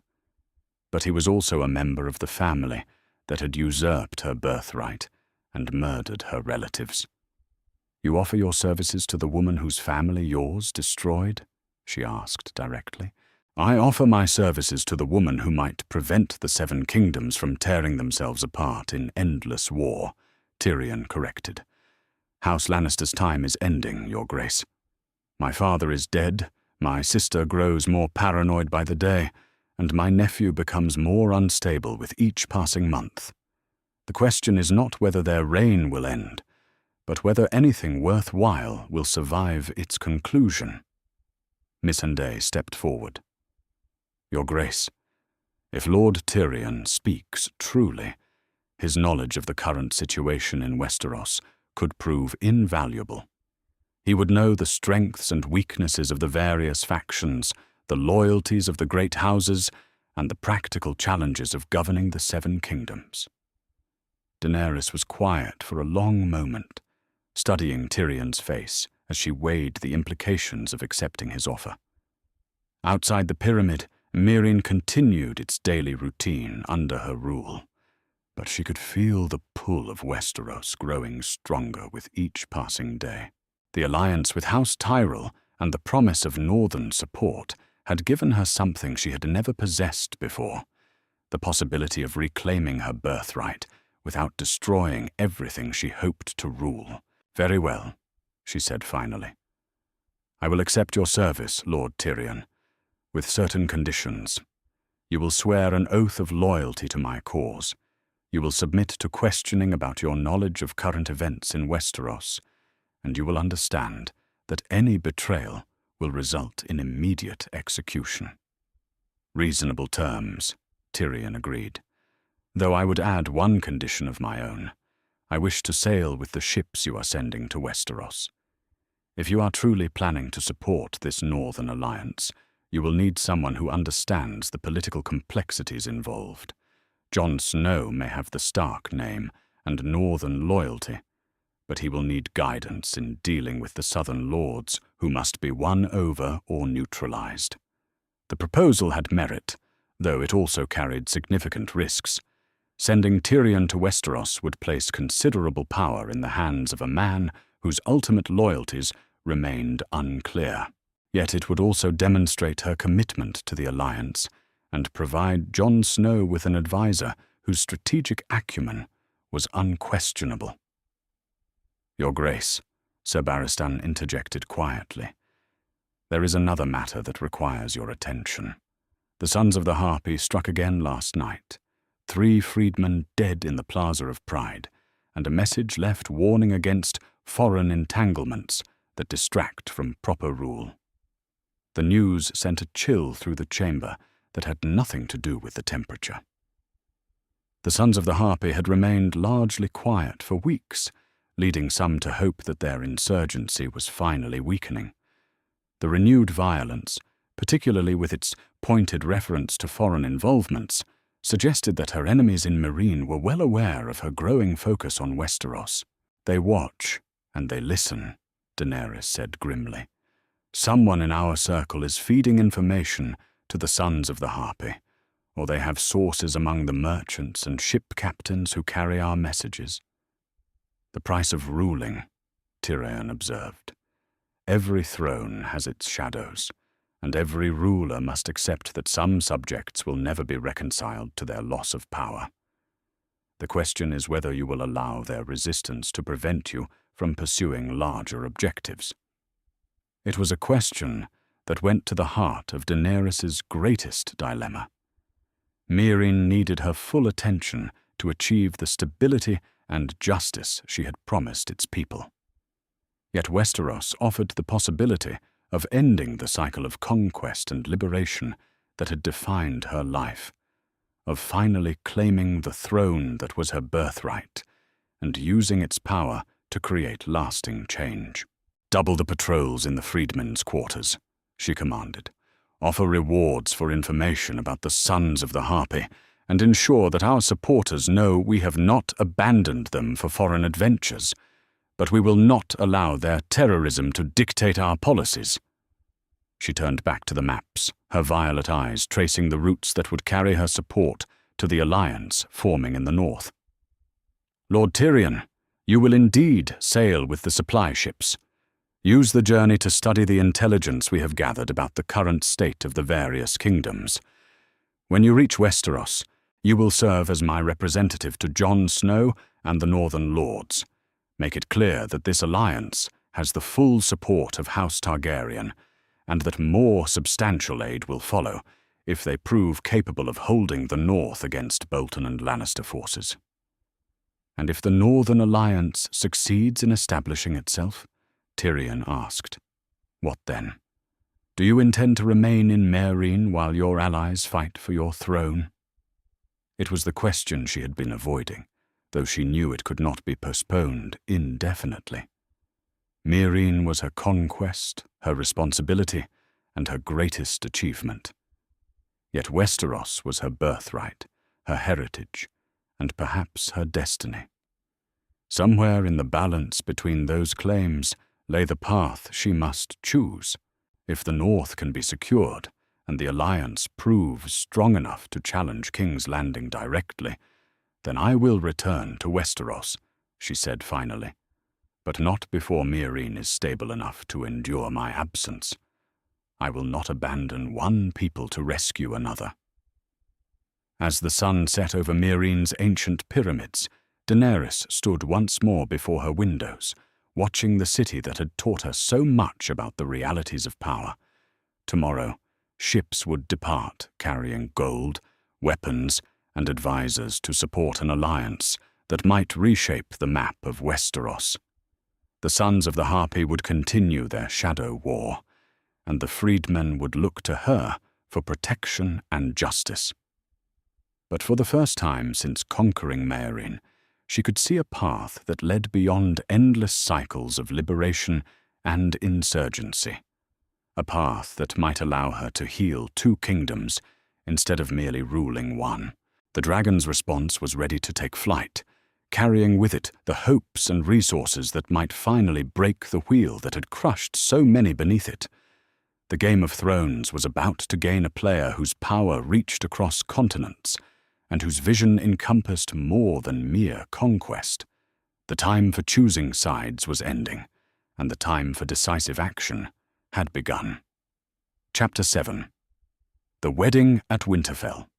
The great hall of Winterfell had not witnessed such ceremony since before the fall of House Stark, though the scars of war and fire were evident in every stone.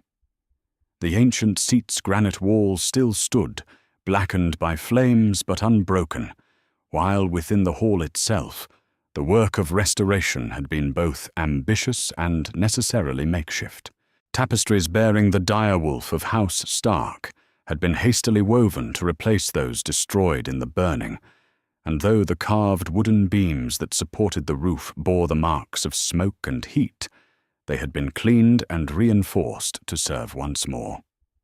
Jon Snow stood before the heart tree in the God's Wood, its ancient face bearing witness to ceremonies that stretched back through thousands of years of northern history.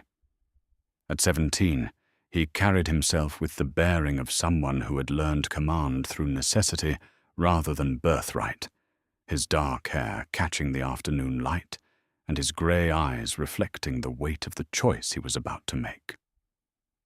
The black cloak of the Night's Watch lay folded on a stone beside him, a symbol of vows he was about to break, for reasons that went beyond personal desire to encompass duty to family, region, and realm. Beside him stood Septon Chael, one of the few northern septons willing to perform a ceremony that challenged both religious and feudal law. The elderly cleric's hands trembled slightly as he held the leather-bound tome that contained the words of both marriage and renunciation, ceremonies that had never before been performed simultaneously in the recorded history of the Seven Kingdoms. "This is unprecedented, my lord," the Septon murmured quietly, his voice carrying the uncertainty of a man asked to navigate uncharted theological waters. "The vows of the Night's Watch are sworn before gods both old and new. To break them formally requires interpretation of religious law that I am not certain I am qualified to provide." Jon's jaw tightened as he considered the implications. The Night's Watch vows were supposed to be binding until death, sworn in sacred ceremony that called upon divine witnesses. Yet circumstances had arisen that demanded choices between competing loyalties: loyalty to vows sworn in desperation and isolation versus loyalty to family, people, and the greater good of the realm. "The gods will judge me for this choice, Septon," Jon replied carefully. "But I believe they will judge me more harshly if I allow the North to suffer under Bolton rule when I have the power to prevent it. Sometimes honor requires breaking oaths in service of higher purposes." The sound of approaching footsteps drew their attention to the entrance of the Godswood, where Margaery Tyrell appeared, flanked by her brother, Loras, and several northern lords who had chosen to witness this unprecedented ceremony. At 17, she possessed a beauty that was both striking and intelligent, her bearing suggesting someone who understood the political significance of every gesture while maintaining the grace expected of nobility. She wore a gown of stark grey, trimmed with Tyrell gold, a symbolic merger of the houses now being united through marriage. "Lady Margaery," Jon said, inclining his head in formal greeting. Despite the weeks of correspondence and negotiation that had led to this moment, this was their first meeting in person, and he found himself studying her face for signs of the political acumen that had made her family such formidable players in the Game of Thrones. "Jon Snow," she replied, her voice carrying the musical quality that had charmed courts throughout the Seven Kingdoms. "Or should I say, Jon Stark? For that is what you shall be after today's ceremony, no longer the bastard of Winterfell or the Lord Commander of the Night's Watch, but the rightful heir to the seat of the North." The words carried weight beyond their immediate meaning. By acknowledging him as Stark rather than Snow, she was recognizing the legitimacy that this marriage would confer, the transformation of a bastard into a lord through alliance and political necessity. "Before we proceed with the marriage," Jon said formally, turning to address the assembled witnesses, "I must formally renounce my vows to the Night's Watch, sworn before gods old and new when I was young and believed I had no other path before me." He lifted the black cloak from the stone where it rested, holding it before him like evidence in a trial. "I, Jon Snow, 998th Lord Commander of the Night's Watch, do hereby renounce my vows of celibacy, my oath to hold no lands and father no children, and my commitment to the Watch unto death.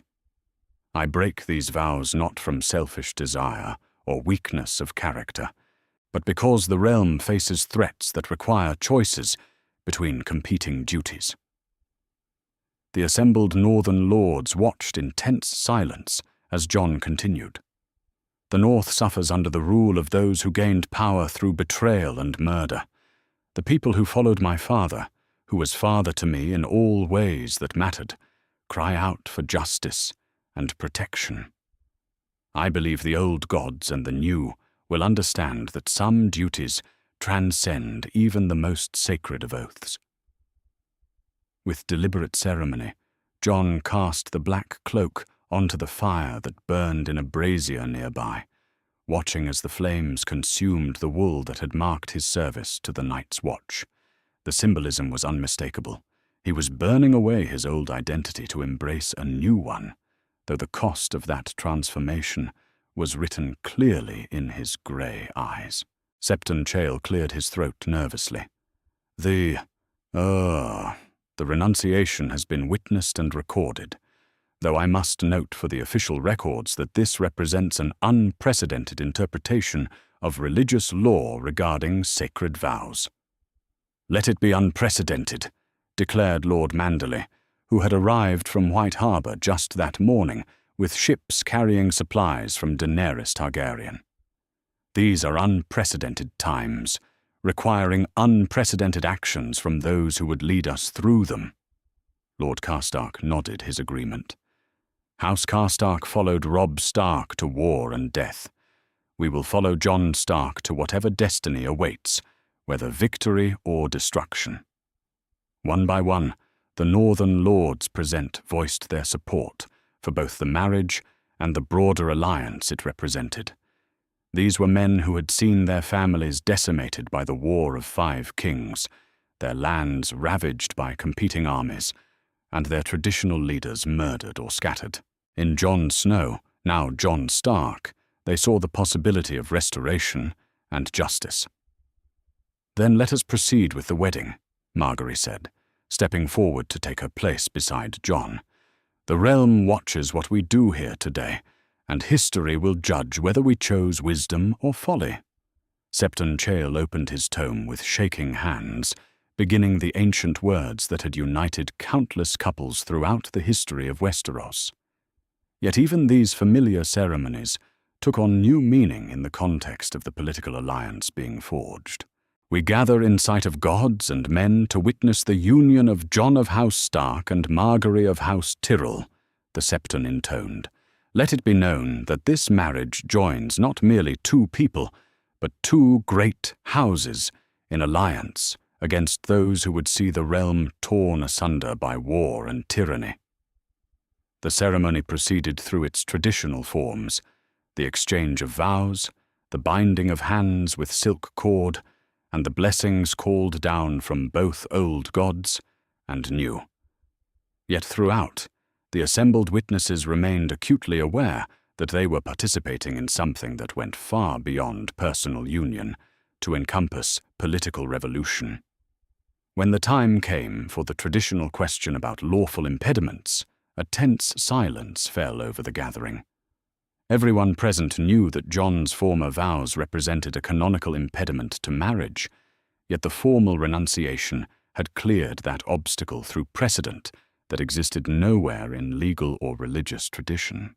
"If any here know of lawful reason why these two should not be wed, speak now or forever hold your peace," Septon Chael announced, his voice carrying across the godswood. The silence stretched long enough to become meaningful before Lord Manderly spoke. "I know of no impediment that has not been addressed through proper ceremony and witnessed renunciation. Let the wedding proceed. By the power vested in me by the faith of the Seven, and in sight of the old gods whose heart tree stands witness," the Septon concluded, "I pronounce you husband and wife. What the gods have joined, let no man tear asunder." As Jon and Margaery shared their first kiss as a married couple, the political implications of their union rippled outward like stones cast into still water. The North had a Stark in Winterfell once again, allied with one of the most powerful houses in the Seven Kingdoms, and backed by the promise of support from across the narrow sea. The marriage must be consummated to be considered valid under both northern and southern law, Lord Manderly observed quietly as the formal ceremony concluded. It was a delicate matter, but one that could not be ignored given the political stakes involved. "It will be," Margaery replied with perfect composure, though her cheeks carried a slight flush that suggested she was not entirely immune to the personal implications of what they had undertaken. "Jon Stark and I understand our duties to each other, and to our houses." As the evening progressed, and the wedding feast began in Winterfell's restored Great Hall, messengers were dispatched in all directions, carrying news of the marriage. Word would reach King's Landing within a fortnight, bringing with it the realization that the political landscape of Westeros had shifted in ways that would require immediate response from the Iron Throne. In the distance, Bolton scouts watched from hidden positions, but their small numbers and the presence of loyal northern lords made any immediate military response impossible. The wedding had proceeded under the protection of men who commanded the loyalty of thousands, and any attempt to disrupt it would have resulted in immediate warfare. "What we have done today will echo through history," Jon told his new wife as they stood together on the walls of Winterfell, gazing out over the lands that were now theirs to protect and rule. "For good or ill, the die has been cast." "For good," Margaery replied with quiet confidence. "Your grandmother Olenna did not risk everything for this alliance without being certain of its potential. We have planted roses in northern soil, and they will bloom strong enough to withstand any storm." The bastard of Winterfell was no more. In his place stood Jon Stark, Lord of Winterfell, husband to Margaery Tyrell, and the focal point of an alliance that stretched from the wall to the reach and across the narrow sea to the Dragon Queen herself. The North had risen again, and the Game of Thrones would never be the same. As night fell over the ancient seat of House Stark, the great wheel that had crushed so many beneath it began to turn in a different direction, toward justice, alliance, and the possibility of a realm governed by wisdom rather than fear. The wedding at Winterfell was complete, and with it, a new chapter in the history of the Seven Kingdoms had begun. Chapter 8. The King's Wrath. The Iron Throne had never seemed more fitting a symbol of royal power than it did when King Joffrey I Baratheon received word of his wife's betrayal. The massive seat of twisted metal and sharp edges seemed to pulse with malevolent energy as the 14-year-old king gripped its armrests, his golden hair catching the light of the throne room's torches, and his green eyes blazing with a fury that sent visible tremors through every courtier present. The messenger who had brought the news from the north lay prostrate on the floor, having delivered intelligence that would reshape the political landscape of the Seven Kingdoms. "Read it again," Joffrey commanded, his voice carrying the deadly edge that had become his trademark since ascending the throne. "Read every word of this abomination that bears my wife's name." The Grand Maester cleared his throat nervously, his hands trembling slightly, as he held the dispatch that had arrived from White Harbor just hours earlier. "Your Grace, the message states, by the light of the old gods and the new, Jon Snow of House Stark and Lady Margaery Tyrell were wed in the godswood of Winterfell, witnessed by the lords of the north and blessed by representatives of both faiths. The former Lord Commander of the Night's Watch formally renounced his vows before taking Lady Margaery as his wife, proclaiming himself Jon Stark and claiming lordship of Winterfell by right of marriage and northern acclamation." The silence that followed was broken only by the sound of Joffrey's breathing, which had become rapid and shallow as the full implications of the news settled upon him. Around the throne room, lords and ladies watched with the careful attention of people who had learned that their survival often depended on reading the king's moods correctly. "My wife," Joffrey said slowly, his voice dropping to a whisper that somehow carried more menace than a shout. "My lawfully wedded wife, married to a bastard oath-breaker in a ceremony that makes a mockery of royal authority and sacred vows." From his position near the throne, Lord Tywin Lannister observed his grandson's reaction with the cold calculation that had made him one of the most feared men in Westeros.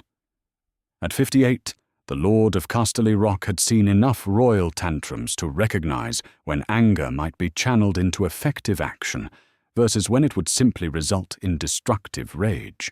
"Your Grace," Tywin said carefully, his voice cutting through the tension like a blade. "While this news is certainly unexpected, we must consider our response with strategic precision rather than emotional reaction." Joffrey's head snapped toward his grandfather, his eyes holding the dangerous glitter that had become all too familiar to those who served in the Red Keep. "Strategic precision? They have stolen my wife, grandfather. They have made me a laughingstock before the entire realm. How does strategic precision address such an insult? By ensuring that our response destroys not merely the perpetrators, but the very possibility that others might attempt similar defiance," Tywin replied with icy control.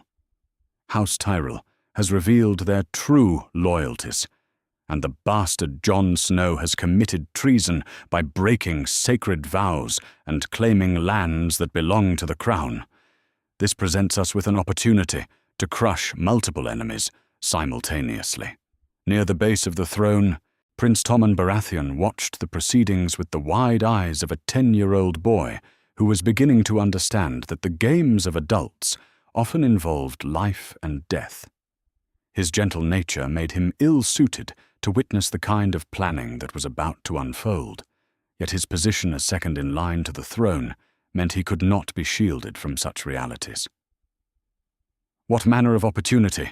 Joffrey demanded, though his rage seemed to be focusing into something more calculating and potentially more dangerous. House Tyrell controls the food supply to King's Landing and commands the largest army in the 7 kingdoms, Tywin explained methodically. Their betrayal means we must assume they will use both against us unless we act quickly and decisively. However, their forces are currently divided. Some in the Reach, some traveling north with the traitor girl, and some potentially still here in the capital. The king's expression shifted as he began to grasp the implications. You mean to arrest the Tyrells who remain in King's Landing? I mean to seize their assets, arrest their supporters, and declare their entire house traitors to the crown, Tywin corrected. But more importantly, I mean to crush this northern rebellion before it can spread to other kingdoms. Jon Snow may have northern loyalty, but he lacks the military strength to face a royal army backed by the full might of the Iron Throne. From the shadows near the throne room's pillars, Varys the Spider emerged with the silent grace that had made him invaluable as master of whisperers. His soft voice carried clearly through the chamber, despite its gentle tone. "Your Grace," he said with characteristic deference, "my little birds report additional intelligence that may be relevant to your planning. Ships bearing Targaryen banners have been spotted near White Harbor, carrying supplies and what appear to be advisors. It seems this Northern Alliance has international dimensions." The news sent a visible shock through the assembled court. The return of Targaryen influence to Westeros had been a persistent nightmare for Robert's reign, and now threatened to become reality under his heir. "Dragons," Joffrey whispered, the word carrying both fascination and terror. "The Dragon Queen supports this rebellion?" "It appears so, Your Grace," Varys confirmed, though the extent of her commitment remains unclear. She may be testing our response to determine whether further intervention would be worthwhile. Tywin's expression had grown even more glacial as he processed this information. The involvement of Daenerys Targaryen transformed what might have been a manageable northern uprising into something far more dangerous, a potential catalyst for the kind of full-scale war that could destroy the kingdom. "Then we must move quickly," he declared. "Every day we delay gives our enemies time to consolidate their position and gather additional support. I recommend immediate mobilization of all available forces, with orders to march north and crush this rebellion before it can spread beyond Winterfell." "What of my uncle Stannis?" Joffrey asked, referring to the rival claimant who continued to hold Dragonstone and command loyalty among certain factions. "Will he see this as an opportunity to press his own claim?" It was a perceptive question that surprised several of the assembled lords who had grown accustomed to thinking of the young king as impulsive rather than strategic. "Lord Stannis presents both threat and opportunity," Tywin replied after consideration. "He may indeed see Northern rebellion as a chance to advance his own cause. However, he may also recognize that a Targaryen-backed uprising poses a greater threat to his own ambitions than our current reign does. It may be possible to negotiate a temporary alliance against the common threat." On Dragonstone, the conversation that Tywin imagined was indeed taking place. Stannis Baratheon stood before the great table that bore the carved map of Westeros, his weathered hands tracing the borders between kingdoms as he contemplated the intelligence that had reached him just hours after arriving in King's Landing. "The North rises again," he said to Sir Davos Seaworth, his most trusted advisor, "but under banners I did not expect. A bastard who claims legitimacy through marriage, a great house that abandons its royal alliance for northern rebellion, and dragons across the sea offering support to enemies of the Iron Throne." At 36, Stannis possessed the rigid sense of justice that had made him both respected and feared throughout his military career. The news from Winterfell presented him with choices that went to the heart of his claim to the throne and his vision for the realm's future. "What do you make of it, my lord?" Sir Davos asked carefully. "This marriage between the Tyrell girl and Jon Snow, does it threaten your own claim?" "It threatens the stability of the realm," Stannis replied grimly. "Whether that serves my interests or hinders them depends on how events unfold. If this northern alliance proves strong enough to challenge King's Landing directly, it may create the chaos necessary for a rightful king to reclaim his throne. But if it proves weak enough for Joffrey to crush easily, it will only strengthen his position." Back in King's Landing, the plans being laid were more immediate and far more brutal. Joffrey had moved beyond rage into the kind of calculated cruelty that made him truly dangerous. "Issue royal decrees," he commanded. "Jon Snow is declared a traitor to the crown, guilty of oath-breaking and rebellion. Any lord who supports him faces the same charges.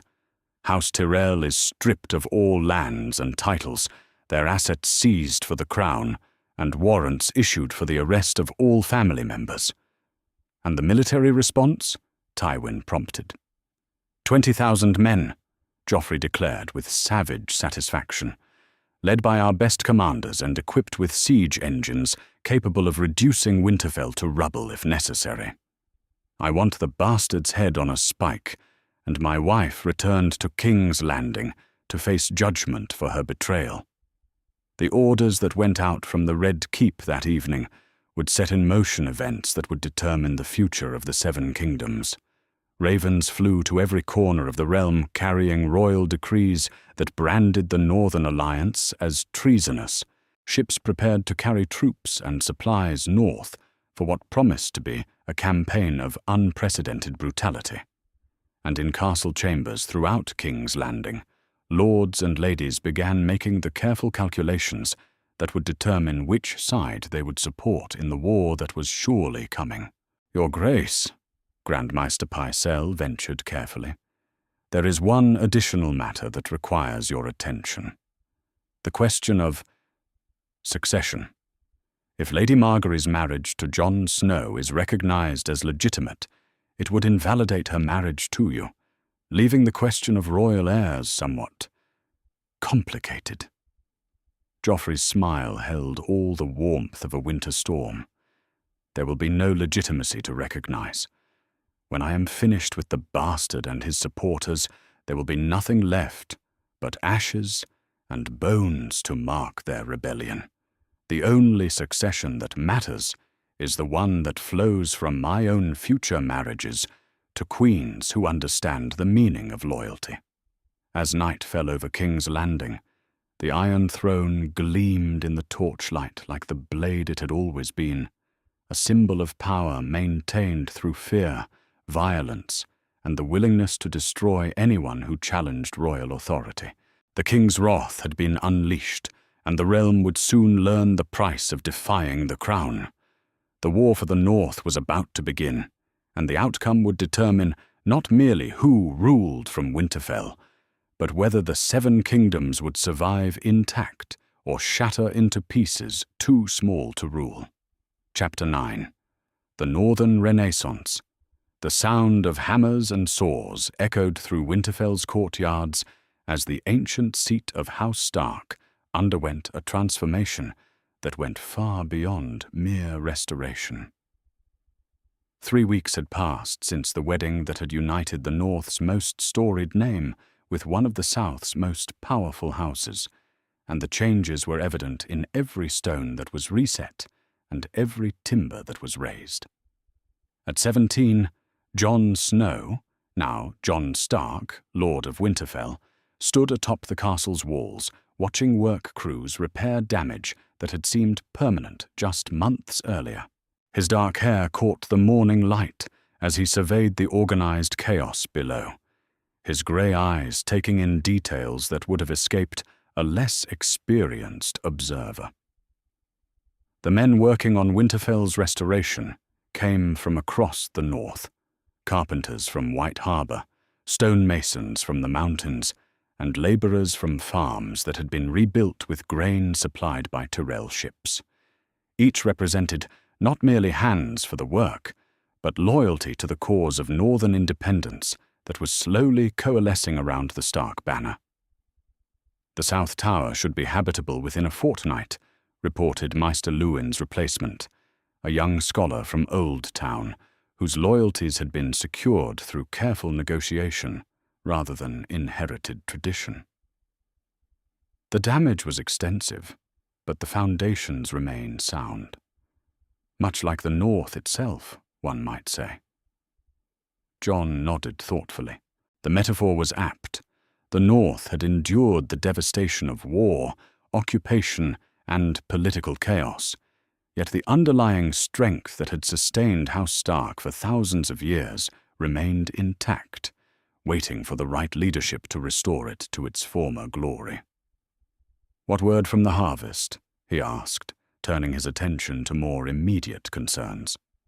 Winter was coming, as it always did, and the North's survival depended on adequate food stores to sustain both military forces and civilian populations through the months of cold that lay ahead. "Better than we dared hope, my lord," the Maester replied. "The supplies from the Reach have stabilized food prices throughout the region, and the promise of continued trade has encouraged farmers to plant crops they had abandoned since the war began. Lady Margaery's negotiations with the merchants have proven remarkably effective." The mention of his wife brought a slight smile to Jon's features. Margaery had adapted to northern life with a grace that had surprised even him, applying the political acumen that had made House Tyrell such formidable players in the Game of Thrones to the practical challenges of governing a war-torn region. "Where is my lady wife this morning?" he asked, though he suspected he already knew the answer. "In the Great Hall, my lord, meeting with representatives from houses Umber and Karstark. There have been discussions about the scope of northern independence and the extent to which traditional allegiances should be restored." Jon's expression grew more serious. The question of how to manage the great houses that had remained loyal to the Starks versus those that had bent the knee to their enemies was one of the most delicate challenges facing the new regime. Too much forgiveness might be seen as weakness, while too much harshness could drive potential allies into open rebellion. He made his way through the restored corridors of Winterfell toward the Great Hall, noting the subtle changes that marked Margaery's influence on the ancient seat. Banners bearing both the Stark direwolf and the Tyrell rose hung alongside each other, while the furnishings showed the kind of refinement that came from southern craftsmanship, funded by Tyrell gold. The Great Hall itself had been transformed from the fire-damaged shell he remembered into something that rivaled the finest chambers in the Seven Kingdoms. The high table where the lords of Winterfell had held court for centuries had been restored to its former grandeur, while new tapestries depicted the intertwined histories of both great houses now united through marriage.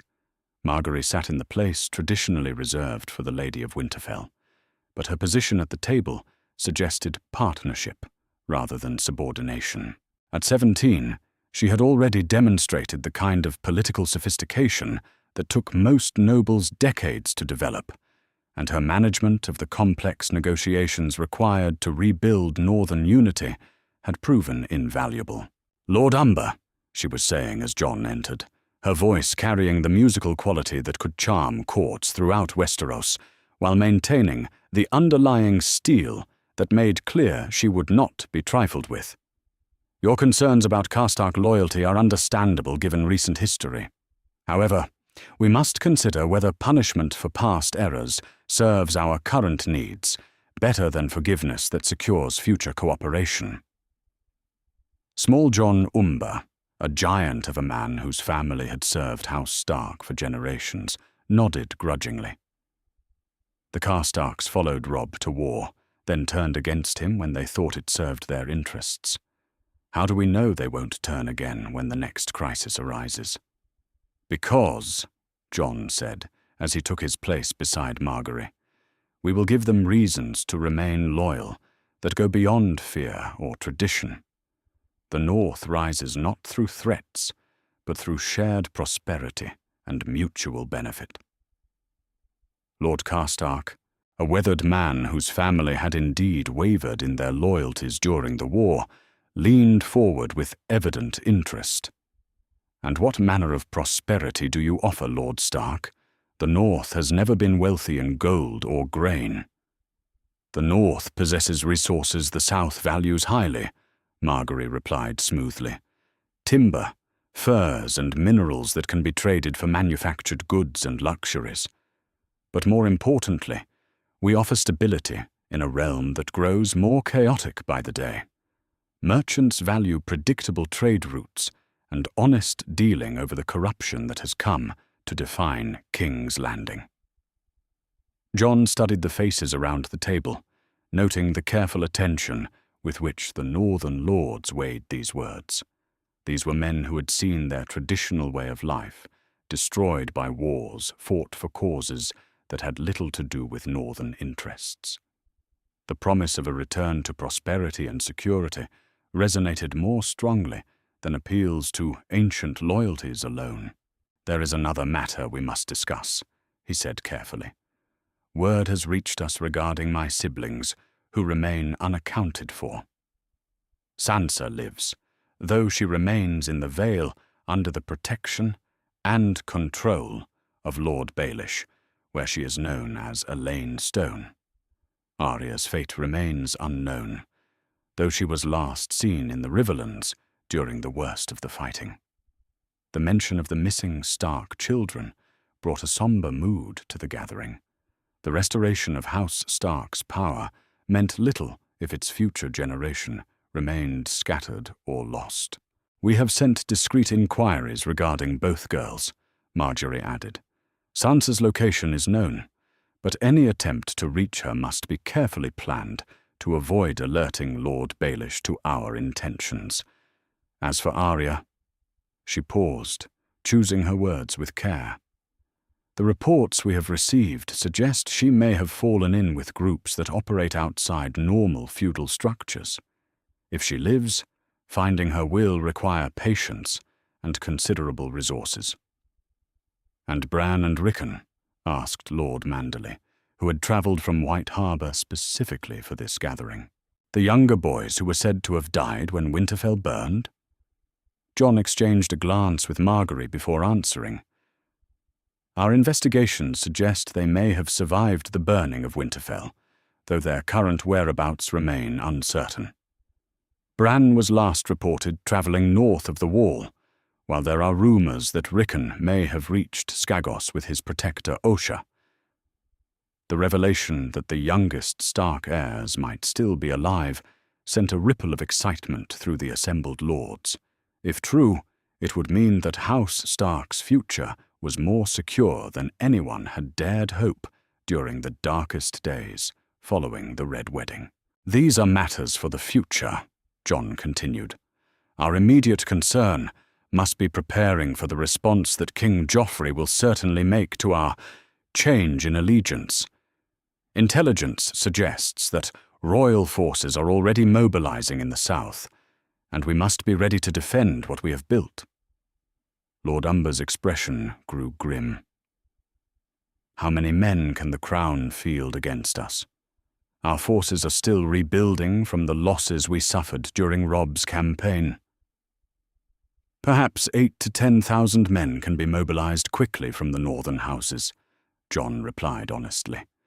"But we are not relying solely on traditional levies.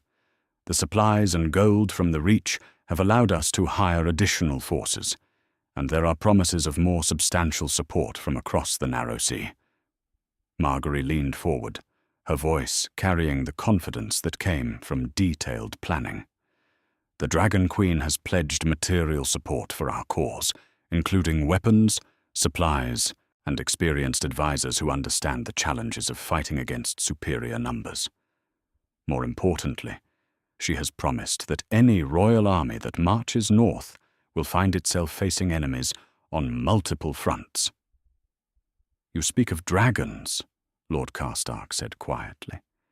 "Is it true that Daenerys Targaryen possesses such creatures?"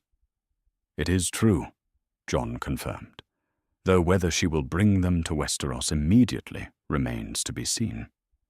For now, we must rely on more conventional means of defense, superior knowledge of the terrain, the loyalty of people who have suffered under Southern rule, and the kind of strategic preparation that turns smaller armies into victorious ones. The meeting continued for several hours as they discussed everything from supply lines to defensive positions, from the reliability of various houses to the political implications of their alliance with both Tyrells and Targaryens. When it finally concluded, Jon found himself impressed once again by Margaery's ability to navigate the complex currents of northern politics, despite having been raised in a completely different political culture. "You handle our lords well," he told her, as they walked through Winterfell's Godswood, where the heart tree stood as an ancient witness to the oaths and prayers of countless generations. "They trust you in ways I had not expected." Margaery paused beside the red-leaved weirwood, her expression thoughtful. "They trust me because I listen to their concerns and offer practical solutions rather than demanding loyalty based solely on title or tradition. The North has suffered too much from leaders who believed their birth entitled them to unquestioning obedience." "And yet you were born to one of the great houses," Jon pointed out. "Your own position comes from inherited privilege." "True," she agreed with a slight smile. "But privilege without competence is merely parasitism. If I cannot prove my value to these men through actions rather than ancestry, then I do not deserve their loyalty." As evening approached, and the work crews finished their daily labor, Jon stood once more on Winterfell's walls. But now he was not alone. Margaery joined him as they watched the sun set over lands that were finally beginning to heal from years of warfare and occupation.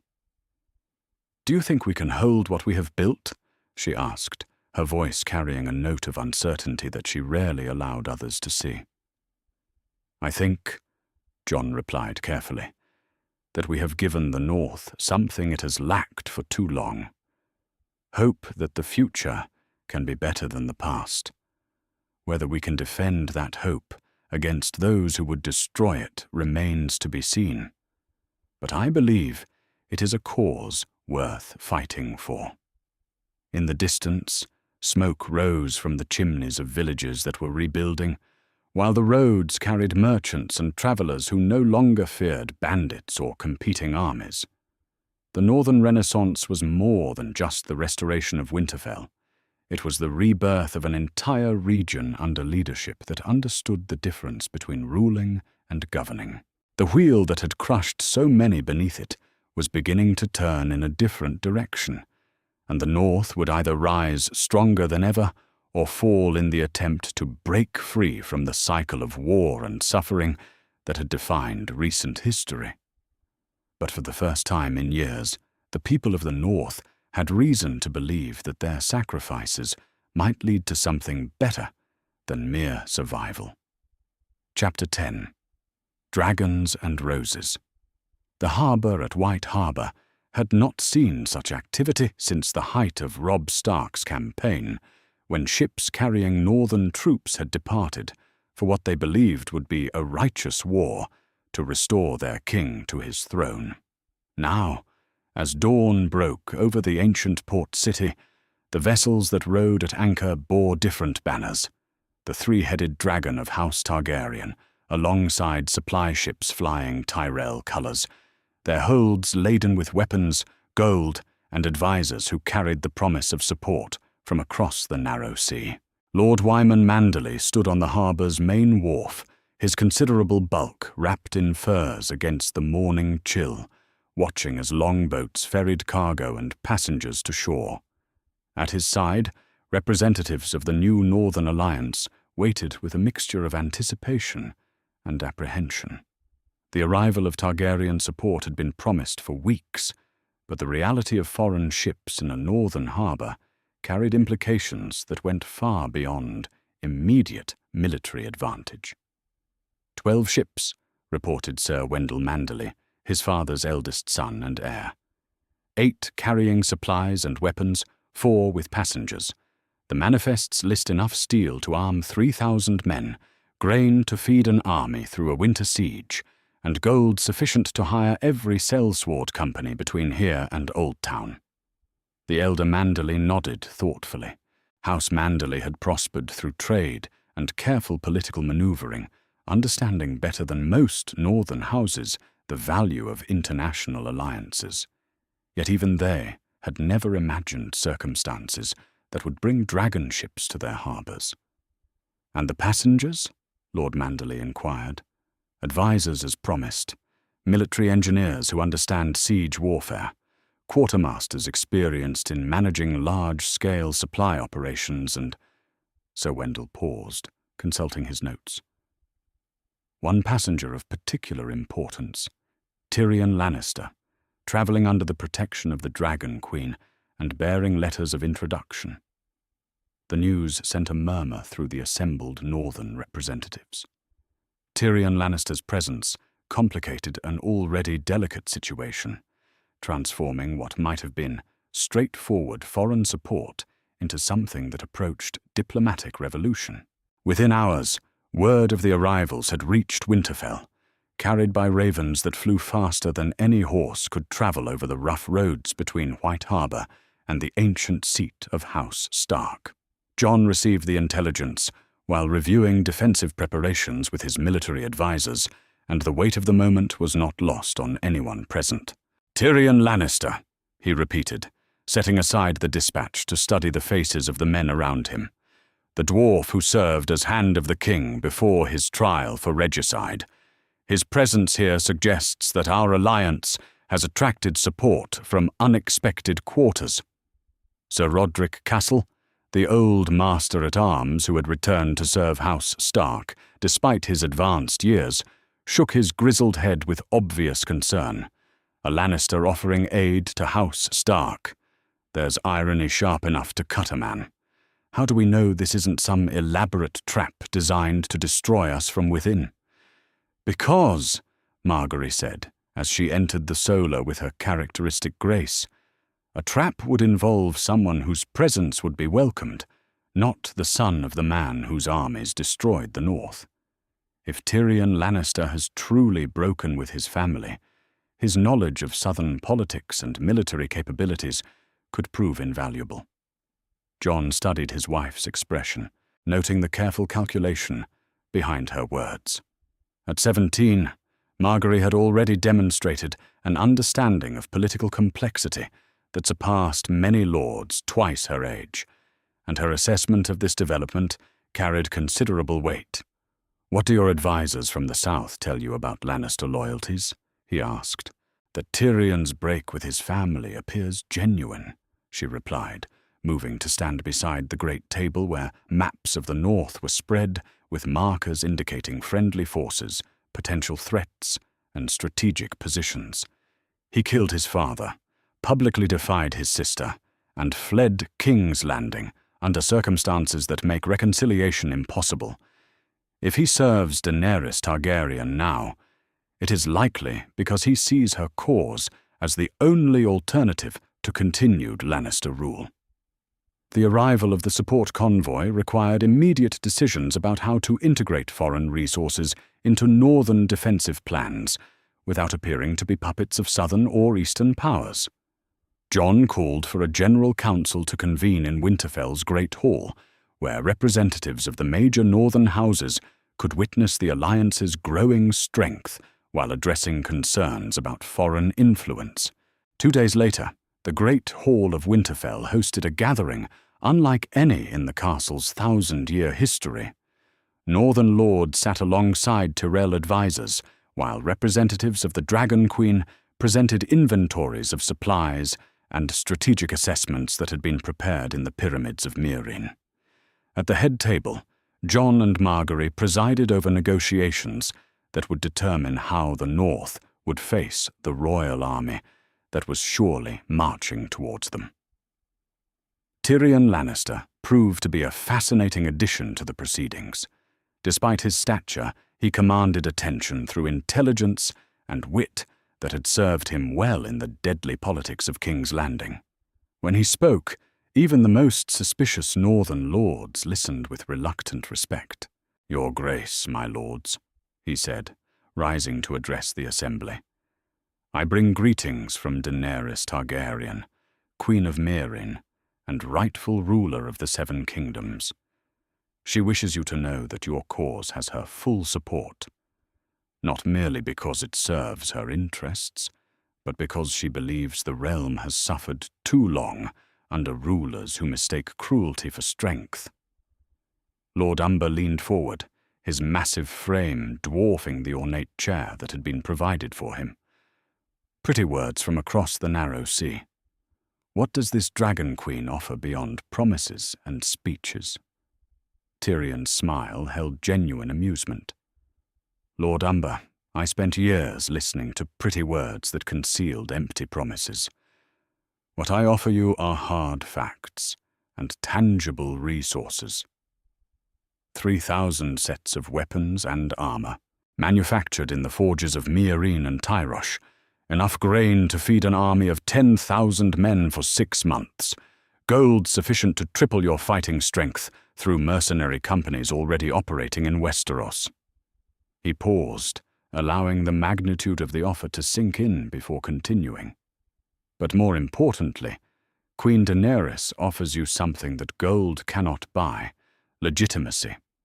When she returns to Westeros, and she will return, she will recognize the independence of the North under Stark rule, formalized through treaty rather than conquest." The promise of formal recognition sent a ripple of excitement through the assembled lords. Northern independence had been a dream during Robb's rebellion, but one that had died with him at the Twins. Now, suddenly, it seemed achievable through alliance rather than hopeless warfare. "And what does she ask in return?" Jon inquired, though he suspected he already knew the answer. "Loyalty," Tyrion replied simply. "When Queen Daenerys lands in Westeros to reclaim her throne, she asks that the North stand with her against those who would maintain the current system of rule through fear and corruption. She does not seek to conquer the North, but to liberate the entire realm from rulers who have forgotten that power should serve the people, not the other way around." As the formal proceedings continued, Jon found his attention drawn to reports that had arrived with the Targaryen ships, intelligence about his missing siblings that offered both hope and concern. Margaery had quietly arranged for these sensitive matters to be discussed privately, understanding that family concerns required delicate handling. "The reports about Bran and Rickon are intriguing," she told him during a brief recess from the main negotiations. "According to the sources our allies have developed, Bran has indeed traveled beyond the wall, apparently seeking something called the Three-Eyed Crow. Rickon, meanwhile, has been confirmed alive on the island of Skagos, protected by the wildling woman Osha." Jon felt a weight lift from his shoulders that he hadn't realized he'd been carrying. The possibility that his youngest brothers had survived the burning of Winterfell had sustained him through the darkest moments of recent months, but confirmation of their continued existence opened possibilities he had hardly dared imagine. "Can we reach them?" he asked. "Bran's situation is complicated," Margaery replied carefully. "The lands beyond the wall are largely unmapped and extremely dangerous. Any rescue mission would require extensive preparation and considerable risk. As for Rickon, Skagos is more accessible, but the island's inhabitants are notoriously hostile to outsiders.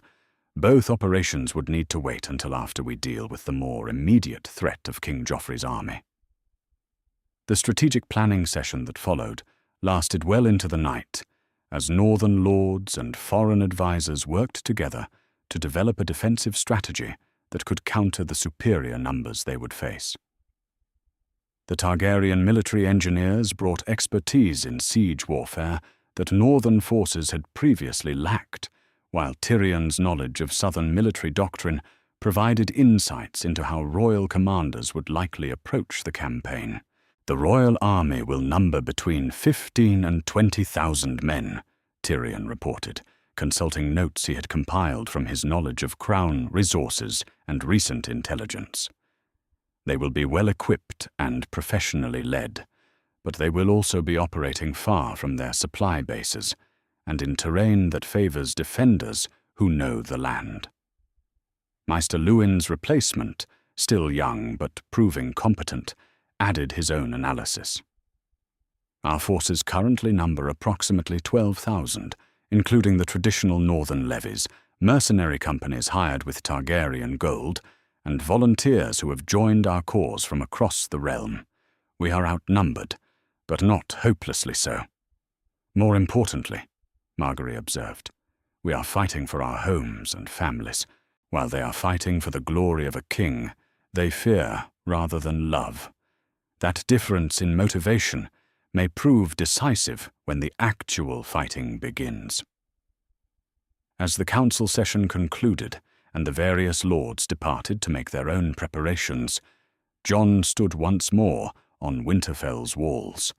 But now he was accompanied by allies he could never have imagined just months earlier. The banners of House Tyrell flew alongside the Stark direwolf, while in the harbour at White Harbour, dragon ships rode at anchor as symbols of support that stretched across continents. "Do you think we can prevail?" Margaery asked, joining him as they watched the lights of the castle's windows reflect the activity within. Smiths working late to repair weapons, quartermasters organizing supplies, and soldiers drilling in preparation for the battles to come. "I think," Jon replied, his grey eyes reflecting both determination and uncertainty, "that we have given ourselves the best possible chance to succeed. Whether that will be enough depends on factors beyond our control. The weather, the loyalty of allies we have not yet tested, and the kind of courage that can only be proven in battle." The wheel that had crushed the north beneath it for so long was beginning to crack under the pressure of forces that stretched from the wall to the pyramids of Meereen. Dragons and roses had found common cause with the wolves of Winterfell, and together they would either forge a new future for the Seven Kingdoms or die in the attempt. Tomorrow would bring new challenges and the final preparations for a conflict that would determine whether the realm would continue to be ruled by fear or begin a transformation toward something resembling justice. But tonight, for the first time since the Red Wedding, the North could face the future with genuine hope for victory. Chapter 11. The Battle for the North. The dawn mist clung to the fields before Winterfell like a burial shroud, broken only by the glint of steel as two armies prepared to determine the fate of the North. From the walls of the ancient castle, Jon Snow watched the royal forces deploy across the landscape that had belonged to his family for 1,000 years, their banners bearing the crowned stag of Baratheon alongside the red lion of Lannister and the flayed man of Bolton. At 17, he had already commanded men in desperate circumstances, but never with stakes as high as those that would be decided in the hours to come. His dark hair whipped in the wind as he studied the enemy formations through the spyglass provided by Tyrion Lannister, noting details that would determine life and death for thousands of men. The royal army had arrived exactly as intelligence had predicted. 18,000 professional soldiers led by experienced commanders and equipped with siege engines that could reduce Winterfell's damaged walls to rubble if given sufficient time. "Their vanguard is forming up beyond bowshot range," reported Sir Roderick Cassell, the old master-at-arms whose return to service had provided invaluable experience to the northern cause. Heavy cavalry on the flanks, infantry in the center, and siege engines in the rear. A traditional formation, but effective if properly executed. Jon lowered the spyglass and turned to address the assembled commanders who would lead the Northern Alliance in what might prove to be their final battle.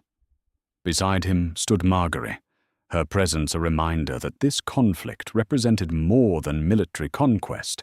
It was a struggle between competing visions of how the Seven Kingdoms should be governed. "Our forces?"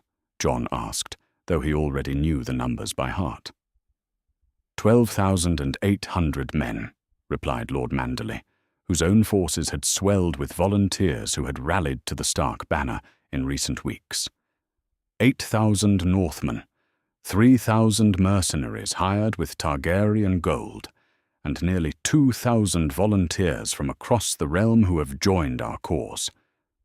The numerical disadvantage was significant, but not insurmountable, particularly given the defensive advantages that Winterfell's position provided.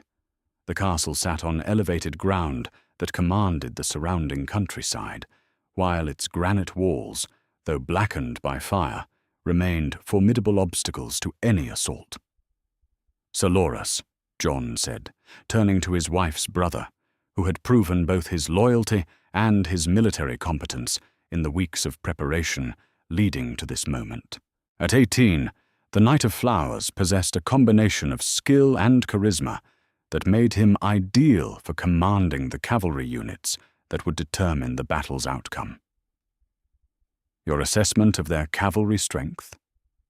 Loras studied the enemy formations with the practiced eye of a knight trained from childhood in the arts of war. His golden hair caught the morning light as he considered the tactical situation with the same intensity he had once brought to tournament competition. "Perhaps 4,000 horse," he replied, his voice carrying the confidence that had made him legendary in the lists. "Well mounted and properly equipped, but many are drawn from southern houses, unfamiliar with northern terrain. If we can force them to charge uphill over broken ground, their advantages in equipment and training will be largely neutralized." Jon nodded, appreciating the tactical insight.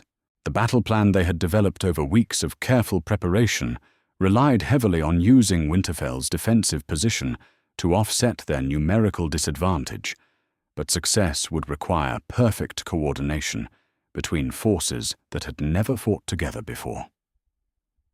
"The Bolton contingent?" Jon asked, referring to the troops that represented perhaps the most uncertain element in the coming battle. Tyrion Lannister stepped forward, his diminutive stature belied by the sharpness of his analysis. "My sources confirm that Lord Bolton commands approximately 3,000 men, but their loyalty is complicated. The Frey troops and Dreadfort garrison remain solidly committed to his cause, but the levies from houses Ryswell, Dustin, and Manderley are showing signs of wavering." It was intelligence that could prove decisive. If the Bolton forces fragmented during the heat of battle, it would create opportunities for the Northern Alliance to exploit. But it also meant that the outcome might depend as much on political calculation as military prowess. "Signal flags are ready," reported Maester Luwin's replacement. "When you give the command, messages can be sent to our potential allies within the Bolton ranks." The plan they had developed was audacious in its simplicity. Rather than attempting to match the Royal Army's strength directly, they would use Winterfell's position to force their enemies into attacking uphill, while simultaneously encouraging defections from within the Bolton ranks. Success would require precise timing and considerable courage from men who had already sacrificed much for the promise of Northern independence.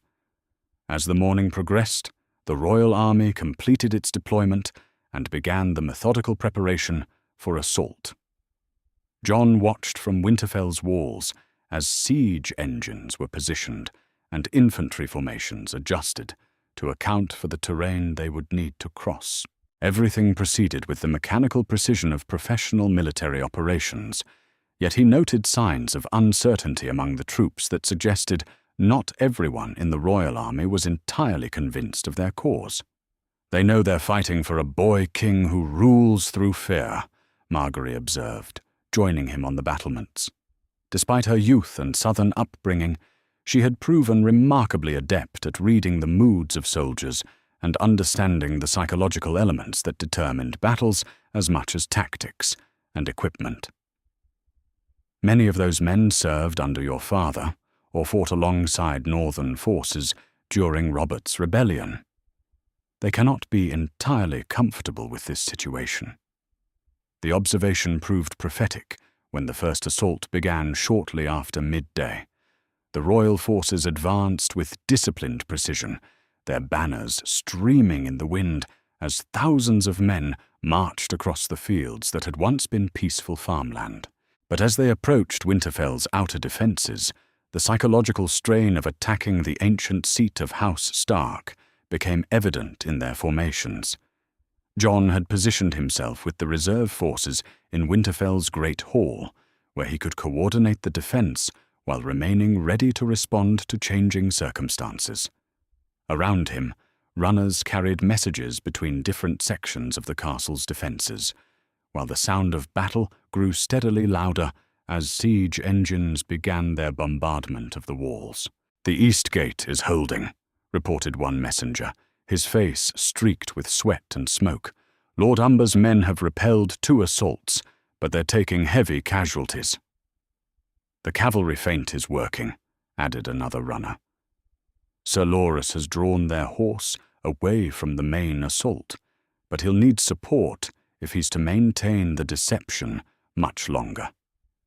The battle raged for 3 hours with neither side gaining decisive advantage, despite the royal army's superior numbers and equipment.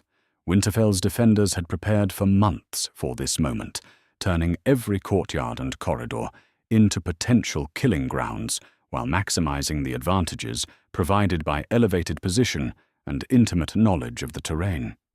Then, at the moment when the outcome hung most precariously in the balance, the element that Jon had hoped for, but hardly dared count upon, finally materialized.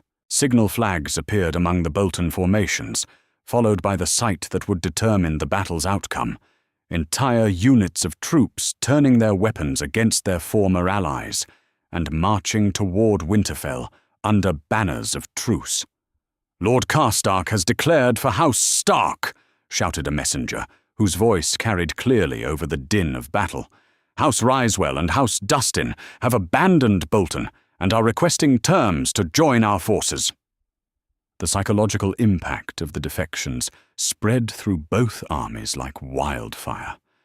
For the royal forces, the sight of their allies switching sides at the crucial moment created confusion and doubt that disrupted carefully planned assault formations. For the Northern Alliance, it provided both numerical reinforcement and proof that their cause possessed legitimacy that transcended mere military considerations. Jon made the decision that would determine the battle's outcome.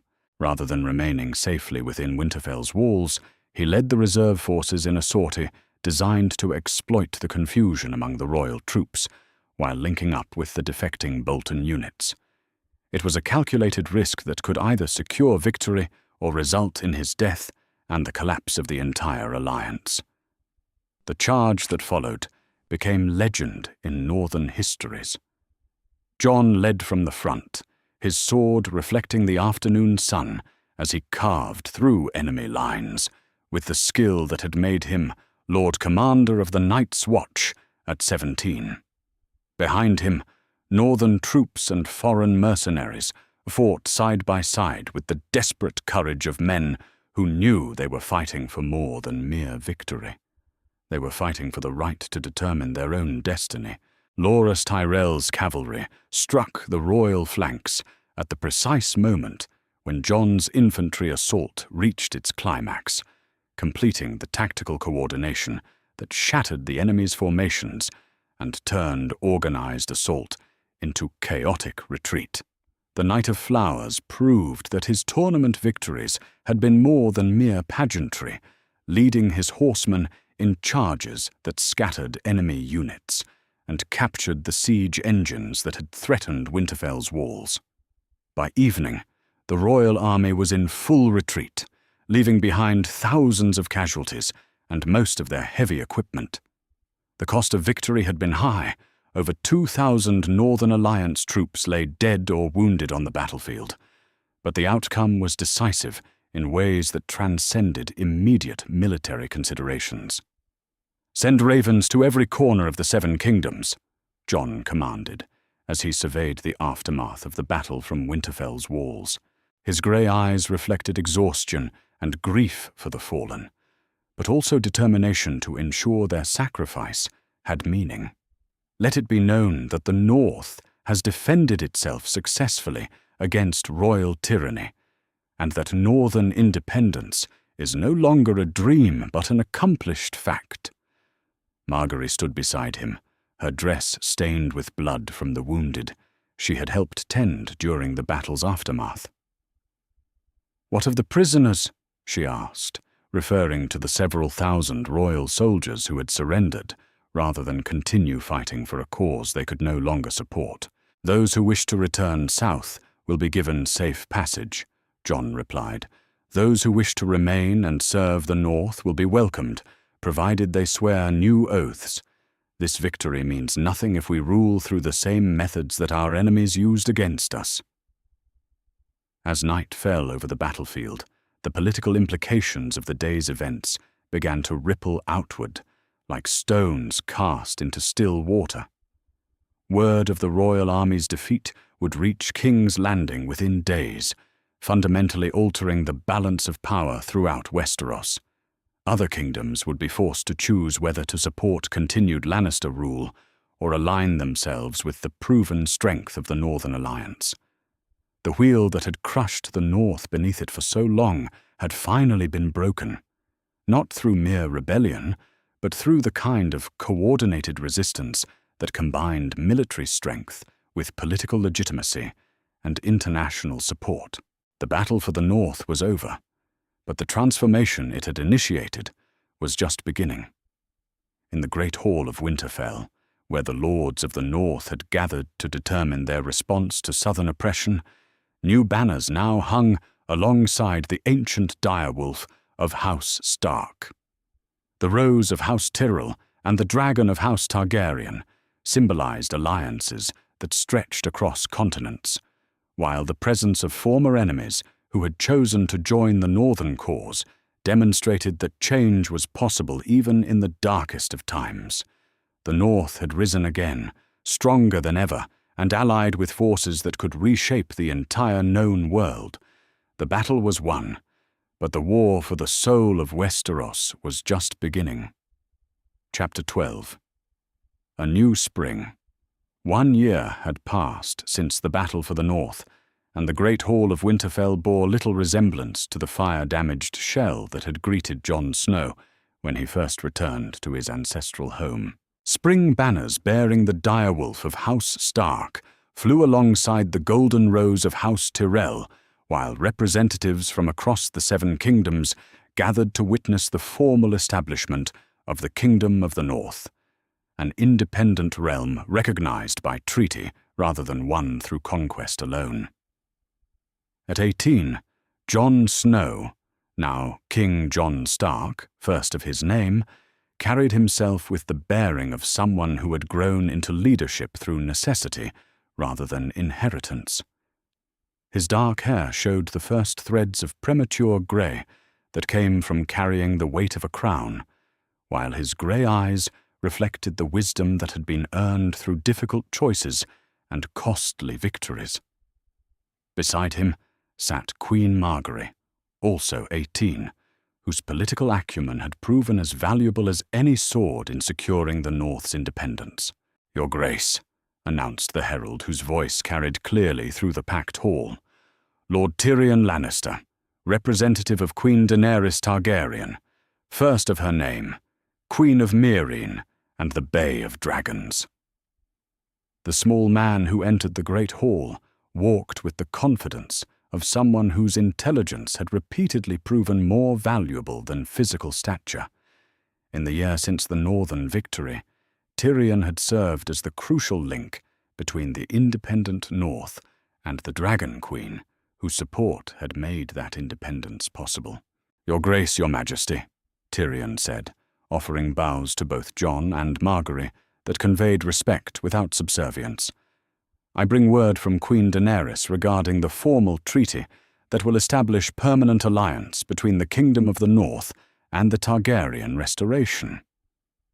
The treaty he presented represented the culmination of months of careful negotiation, establishing the North as an independent kingdom while maintaining alliance obligations that would benefit both realms. It was a document that would have seemed impossible just 2 years earlier, when the Seven Kingdoms groaned under the unified rule of the Iron Throne. "The terms?" Jon asked, though he had been involved in every stage of the negotiations. "Full recognition of northern independence, with formal borders established at the neck," Tyrion replied. "Mutual defense agreements against external threats, preferential trading arrangements, and a commitment to coordinate policies regarding the remaining kingdoms that continue to resist Targaryen restoration." The mention of resistance brought knowing looks from the assembled northern lords. King Joffrey's defeat had not ended his reign, but it had fundamentally weakened his position throughout the realm. Several kingdoms had declared neutrality in what was increasingly recognized as a multi-sided conflict for control of Westeros, while others had begun secret negotiations with various claimants. "What word from King's Landing?" asked Lord Manderley, whose ships now carried northern goods to ports throughout the known world without interference from royal customs officials. Tyrion's expression grew more serious. "His Grace King Joffrey has struggled to maintain authority following the defeat of his army. At 15, he finds himself increasingly dependent on advisors whose loyalty is questionable, while the royal treasury continues to face pressures that gold alone cannot resolve."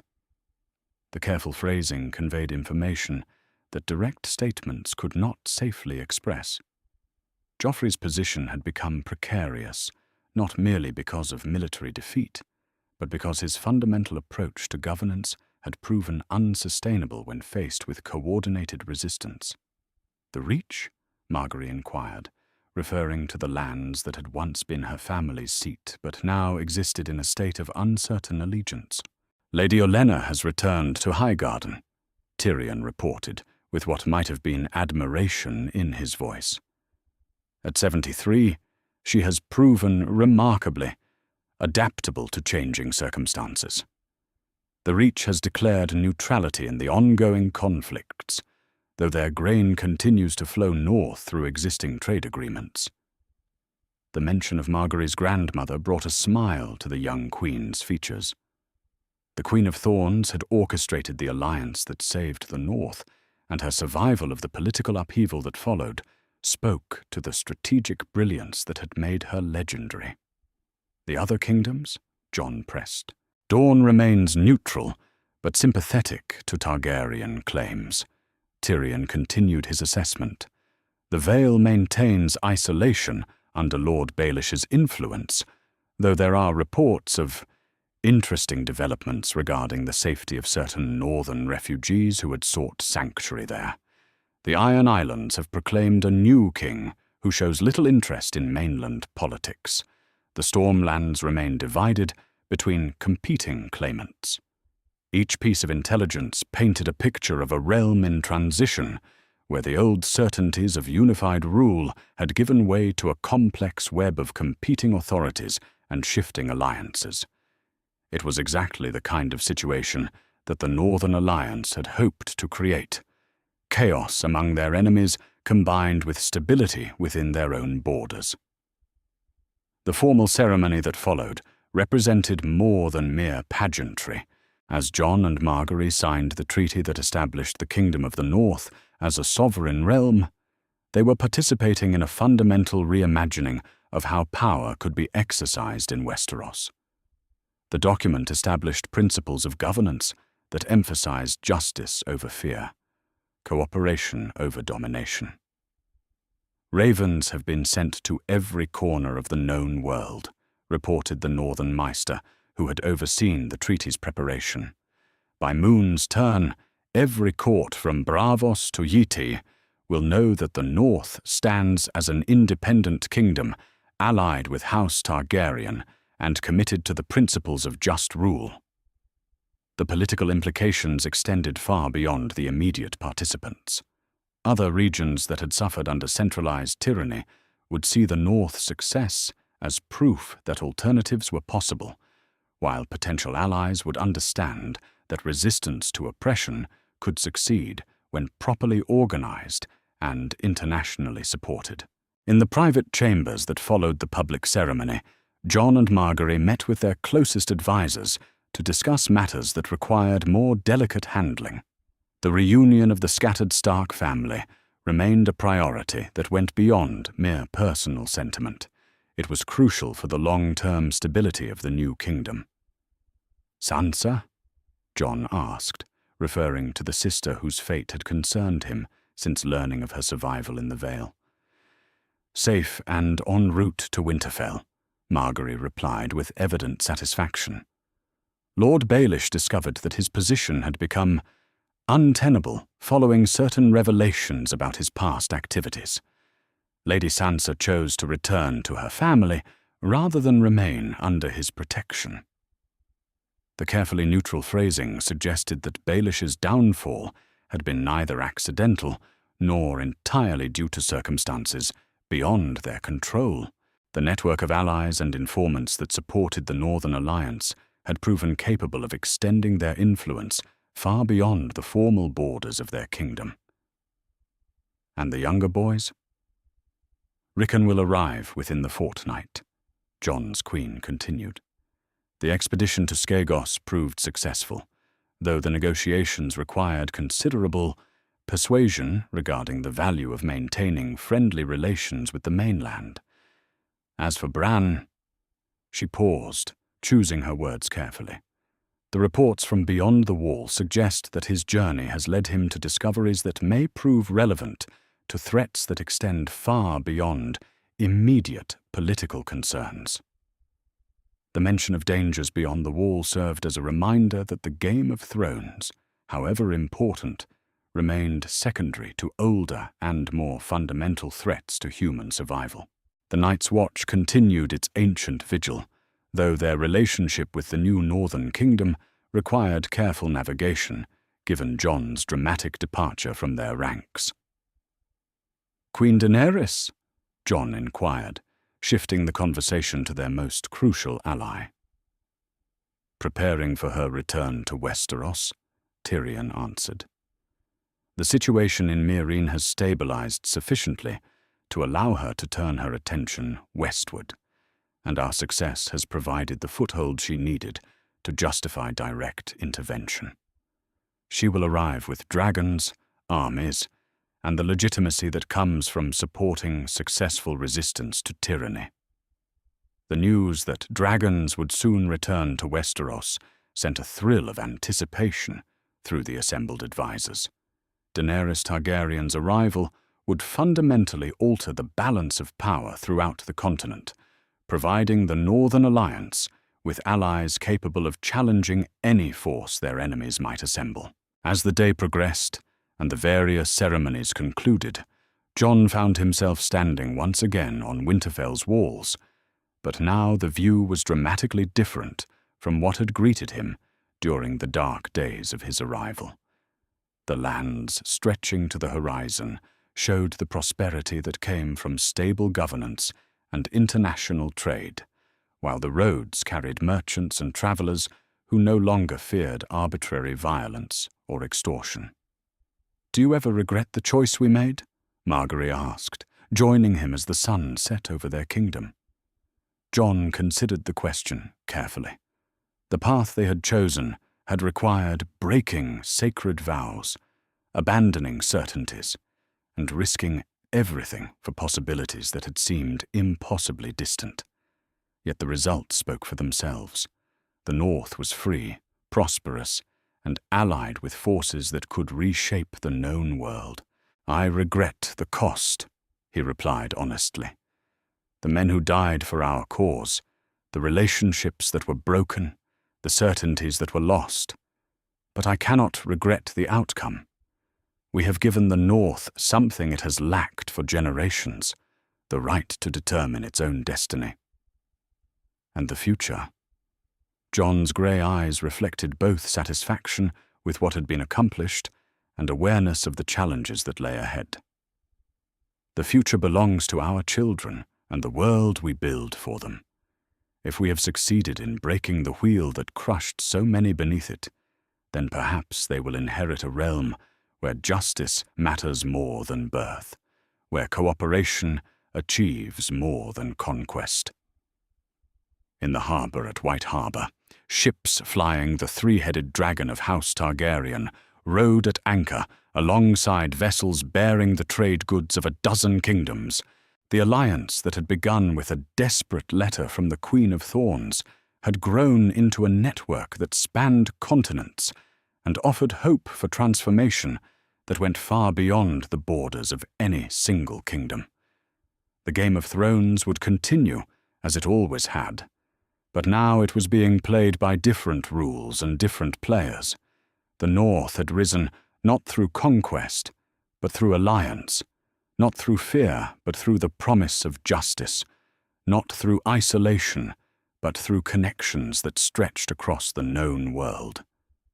In Highgarden, an elderly woman who had once been called the Queen of Thorns smiled as she read reports of the Northern Kingdom's prosperity. Her gamble had paid off beyond her wildest hopes, transforming her granddaughter from a political pawn into a queen, her house from vulnerable nobility into crucial allies of the most powerful forces in the known world. The wheel had indeed been broken, replaced by something that might prove more durable and more just.